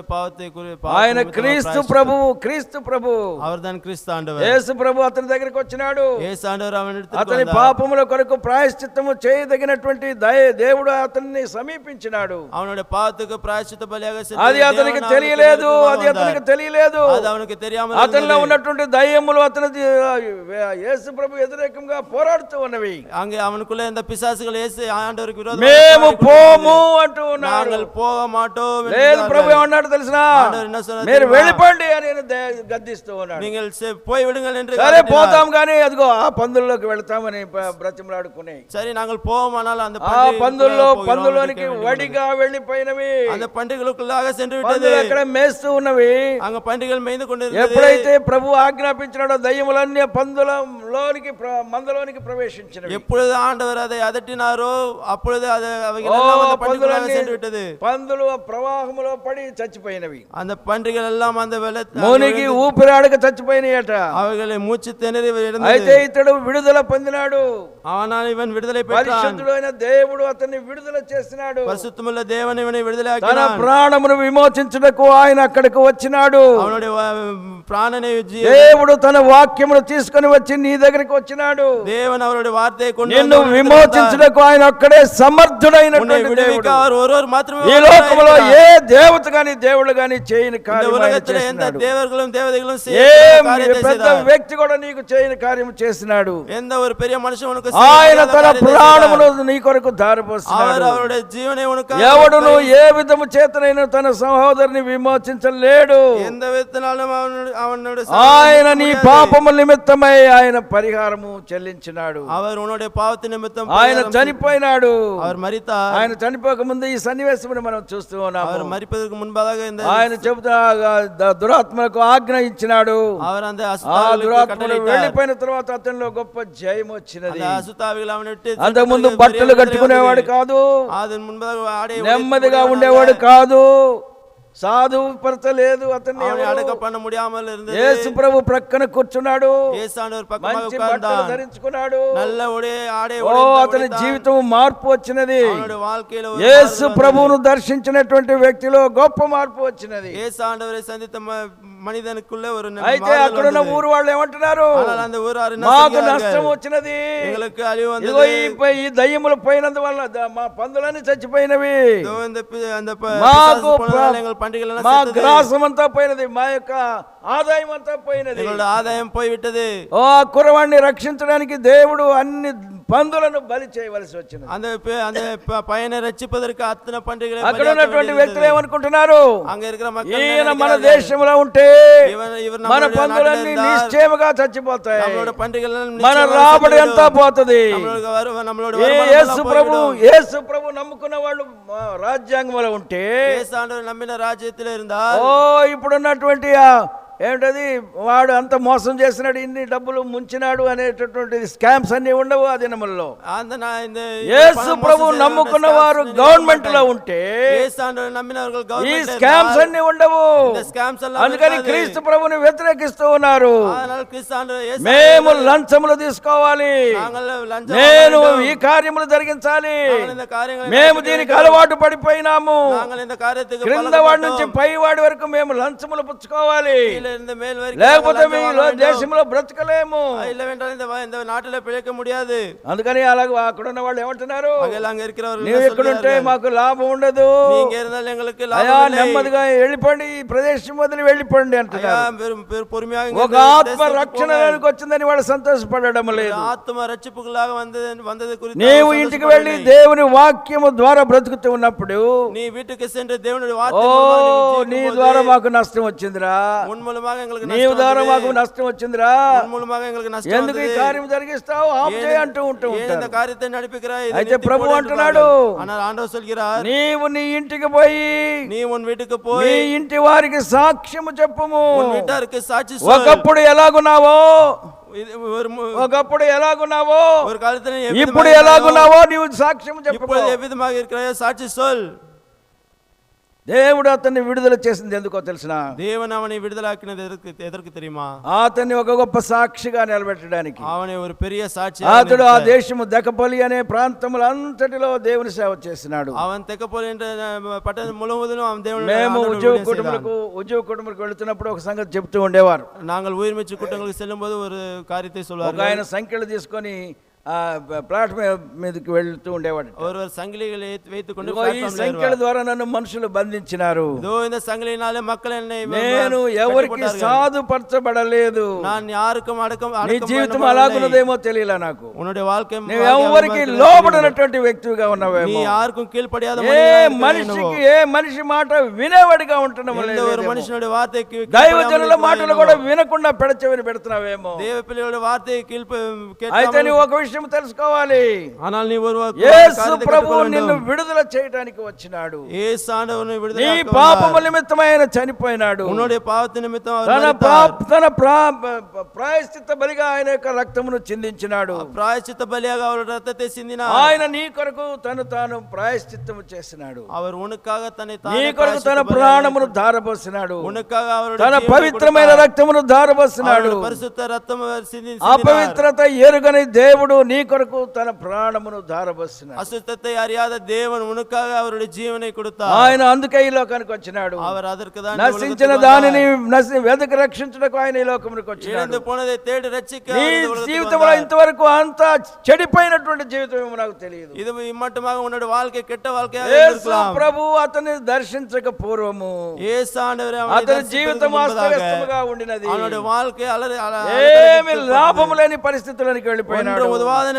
శరీరంలో ఆరోగ్యము కూడా లేదు, బలహీనుడైపోయినాడు, చాలా బలహీనుడైపోయినాడు.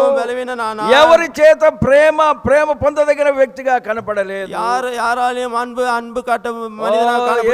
అతన్ని ప్రేమించినాడు, అతన్ని సమీపించినాడు, అతని దయ్యములన్నీ పోగొట్టినాడు, నీ సంకటములన్నీ తీర్చేస్తాడు, నీ రోగములన్నీ కుదురుస్తాడు, నీ సమస్యలన్నీ తీరుస్తాడు. உன்னுடைய యేసు ప్రభు ఆ గొప్ప శక్తి నీకు ఇవ్వగలడు. இயேசு ஆண்டவர் அந்த பெரிய నీ வல்லமை బలహీనతలన్నీ ఆయన శరీరంలో మోసినాడు. உன்னுடைய பலவீனங்கள் எல்லாம் దేవుడు నిన్ను విడుదల చేయగలడు. தேவன் உன்னை నీవు விடுதலையாக்க ఎటువంటి முடியும். దయ్యపు పట్టులో ఉండినను, நீ எப்பேற்பட்ட பிசாசு భయంకరమైన பிடியில చీకటి శక్తుల చేత నింపబడినను, பயங்கரமான அசுத்தாவிகளால் మొరటుతనముతో నీవు నింపబడినను, முரளத்தினாலே నీ సొంత కార్యములు చేయాలని నీవు ఆశపడినను, உனது சொந்த காரியத்தை செய்ய దేవుడు నిన్ను సమీపిస్తూ ఉన్నాడు. தேவன் నిన్ను విడుదల చేయుటకు సమర్థుడైనటువంటి దేవుడు. உன்னை விடுதலையாக்க வல்லவராய் ఆయన இருக்கிற ఒక్కడే தேவன். నిన్ను విడుదల చేయడానికి அவர் ஒருவரே సమర్థుడు. உன்னை விடுதலையாக்க ఈ வல்லவராய் మధ్యాహ్న இருக்கிறார். కాలమందు ప్రభు తట్టు చూసి ప్రార్థన చేద్దామా? இந்த మధ్యాహ్న వేళలో ప్రార్థన ఆందోళన నోకి మోకరించండి, జెబికలామా? ప్రార్థన చేసుకుందాము. జెబికలాం, మోకరించండి, మునగాలు ప్రార్థన పడిగలు చేసుకుందాము. జెబికలాం.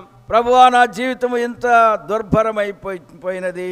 ஆண்டவர் என்னோட வாழ்க்கை మా பயங்கரமாக மாறிவிட்டது. తల్లిదండ్రులకు ఆశీర్వాదం లేదు, తల్లి పెற்றோர்களுக்கு నా ఆశీర్వాదం భార్యకు ఆశీర్వాదకరంగా లేను, என்னோட மனைவிக்கு ஆசீர்வாதமாக నా இல்லை. భర్తకు ఆశీర్వాదకరంగా లేను, என்னோட கணவனுக்கு ஆசீர்வாதமாக నా இல்லை. బిడ్డలకు ఆశీర్వాదకరంగా లేను. என்னோட பிள்ளைகளுக்கு నేను ஆசீர்வாதமாக இல்லை. చెడిపోయినాను, நான் கெட்டு போனேன். నన్ను ఎవరు బాగు చేయలేరు అనుకుంటున్నాను. என்னை யாரும் சொஸ்தமாக்க ఎవరు முடியாது ఎవరు நினைக்கிறேன். నన్ను విడుదల చేయగలరు? யார் என்னை விடுதலையாக்க ఎవరికి ఆ முடியும்? శక్తి ఉన్నది అని అనుకుంటున్నావు?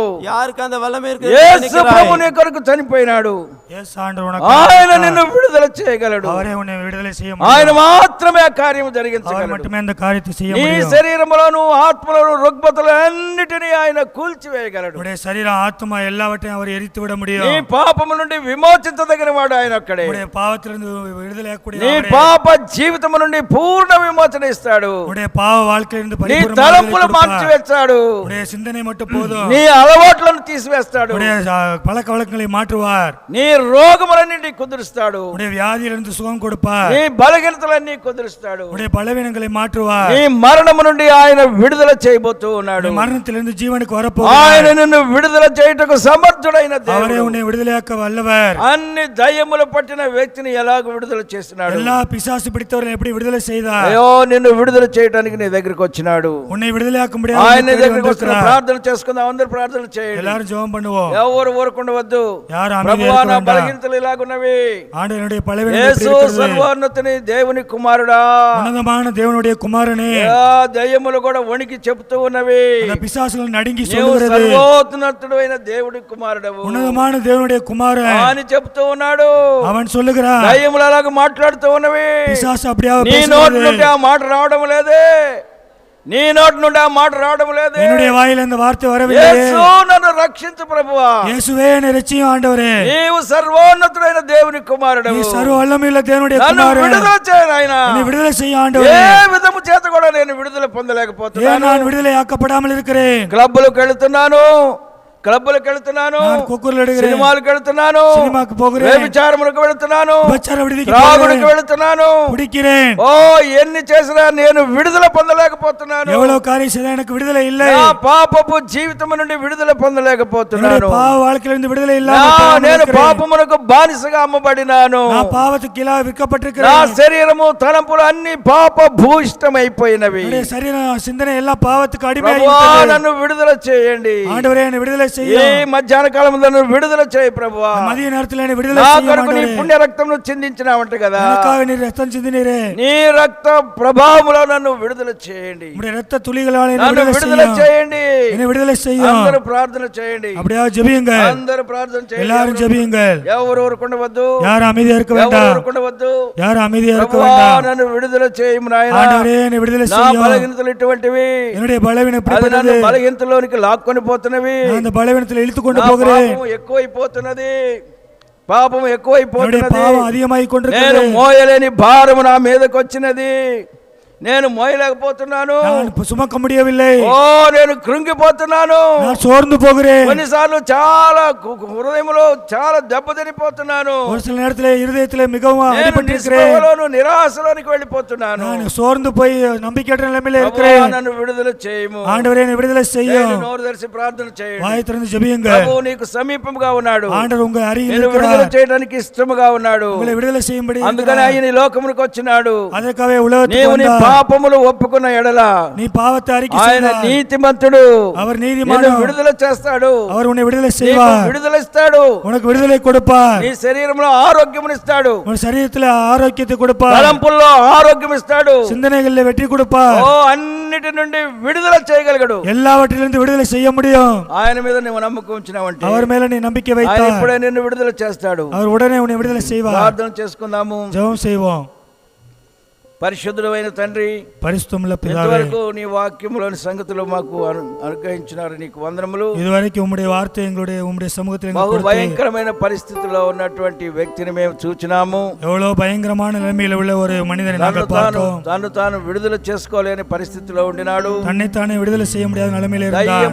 దయ్యముల యొక్క శక్తిలో ఆయన నడిపించబడుతూ ఉండినాడు. பிசாசுடைய சக்திகளினாலே அவன் அழைக்கப்பட்டிருந்தான். ఆయనకి సొంత ఆలోచన లేదు, அவனுக்கு குடியிருப்பு இல்லை, అతడు సొంత ఆలోచన ఏమాత్రం లేదు, சொந்த ஆலோசனை எதுவும் இல்லை. అతడు దయ్యముల ఆలోచన చేత నడిపించబడినాడు. பிசாசுடைய சிந்தனையினால் வழிநடத்தப்பட்டான். అయినను ఆ స్థలమునకు నీవు వచ్చినావు. ஆனால் அவனை தேடி அந்த இடத்துக்கு வந்தீர். సముద్రములు దాటి వచ్చినావు. கடலை கடந்து வந்தீர். ఫ్రమ్ సీ టు సెపల్కర్, సముద్రము నుండి సమాధులలోనికి మీరు వచ్చినారు. கடலை கடந்து அந்த கல்லறைக்கு நீர் வந்தீர். ఆయనను ప్రభు అందువలన అతడు విమోచించబడినాడు. அதனாலே அவன் అతని விடுதலையாக்கப்பட்டான். ఒక్కడి కొడుకే నీవు ఆ దినమున అక్కడ నాయన విడుదల చేయడానికి వచ్చినారు. அவன் ஒருவனுக்காக நீ அந்த இடத்துல விடுதலை செய்ய అతను வந்தீர். ఒక్కడి కొడుకే ఆ స్థలమునకు వర్తమానం తీసుకుని వెళ్ళి அவன் ஒருவனுக்காக தான் நீ அந்த இடத்துல வார்த்தை கொண்டு రాత్రంతా మీరు வந்தீர். శోధనలో ఉండినను, இரவு முழுவதும் நீ சோதனையிலே வந்தாலும் రాత్రంతా మీరు మేల్కొని ఉండినారట. இரவு முழுவதும் நீ விழித்துக் கொண்டிருந்தீர். మీరు కొనుకలేదు, నిద్రపోలేదట. நீ உறங்குவதும் இல்லை, தூங்குவதும் இல்லை. ప్రభువా, ఒక్క వ్యక్తిని విడుదల చేయడానికి అలాగొచ్చినావే. ஆண்டவரே, அந்த ஒரு மனுஷனை ఈ விடுதலையாக்க సమూహంలో ఎంతమంది అటువంటి వ్యక్తులు ఒంటరిగా ఉంటున్నారు ప్రభువా. உம்முடைய சமூகத்தில் எத்தனை பேர் அப்படியே నేను தனிமையா இருக்கிறார்கள் ஆண்டவரே. నేను విడుదల పొందలేకపోతున్నాను. விடுதலை இல்லாமல் நான் అయ్యో, இருக்கிறேன். నా శరీరము కృషించిపోతున్నది. என்னுடைய சரீரம் அழிந்து கொண்டிருக்கிறது. గాయములతో నా శరీరము నేను గాయపరుచుకుంటూ ఉన్నాను. அந்த கல்லுகள்னாலே எனக்கு சரீரத்தை నేను அழிந்து கொண்டிருக்கிறேன். నీరసించిపోయినాను. శరీరములో శక్తి ఉడిగిపోయినది. என்னுடைய சரீரத்துல பலம் நட்டு போனது. ఆలోచన కూడా తగ్గిపోయినది. ஆரோக்கியம் கூட தக்கி போனது. బలము తగ్గిపోయినది. பலம் இல்லாமல் போனது. ప్రభువా, నన్ను విడుదల చేయము. ஆண்டவரே, என்னை விடுதலை செய்யும். నన్ను విడుదల చేయము. விடுதலை செய்யும். ప్రభువా, మా ప్రియులను విడుదల చేయండి. ஆண்டவரே, பிரியமானவர்களை விடுதலை செய்யும். ఇందులో అడుక్కునే భాగ్యము దయచేయండి. நம்முடைய சமூகத்தில் கேட்கக்கூடிய பாக்கியத்தை தாரும். ప్రభువా, விடுதலை செய்யும் ஆண்டவரே. విడుదల చేసే దేవుడు వచ్చినావు. விடுதலை செய்கிற தேவனாக నాకు வந்தீர். విడుదల అవసరమైనది. எங்களுக்கு விடுதலை தேவையாக இருக்கிறது. స్వతంత్రత అవసరమైనది. எங்களுக்கு స్వతంత్రముగా బ్రతకాలని சுதந்திரமாக வாழ ఈ ஆசைப்படுகிறோம். దయ్యముల శక్తి నుండి నన్ను విడుదల இந்த చేయండి. பிசாசு பிடியிலிருந்து விடுதலை செய்யும். ఆత్మల నుండి నన్ను విడుదల చేయండి. துன்மார்க்கமான ஆவியின் பிடியிலிருந்து விடுதலை செய்யும் ஆண்டவரே. విడుదల చేయండి నాయనా. எங்களை விடுதலை செய்யும் ஆண்டவரே. ఇక్కడ ఉన్న ఒక్కొక్కరిని విడుదల చేయండి இங்க இருக்கிற ప్రభువా. ஒவ்வொருத்தரையும் விடுதலை ఈ செய்யும் ஆண்டவரே. రక్త హస్తముల మీద ఒక్కొక్కరి మీద వేయండి. உம்முடைய ரத்தத்தின் கரத்தை ஒரு மேலே ఈ வையும். హస్తము ఒక్కొక్కరి మీద వేయండి. உம்முடைய ரத்த துளிகளை அவர் மேலே ఎటువంటి போடும். బలహీనత ఉన్నా దాన్ని తొలగించండి. எப்படிப்பட்ட பலவீனங்கள் இருந்தாலும் சரி, నీ రక్త ప్రోక్షణ உம்முடைய దయచేయండి. ரத்தத்தை அவர் மேலே தெளியும். యేసు నామమున వేడుకుంటున్నాము తండ్రి. இயேசுவின் நாமத்தில் வேண்டிக் கொள்கிறோம் பிதாவே. ఆమేన్. ஆமென்.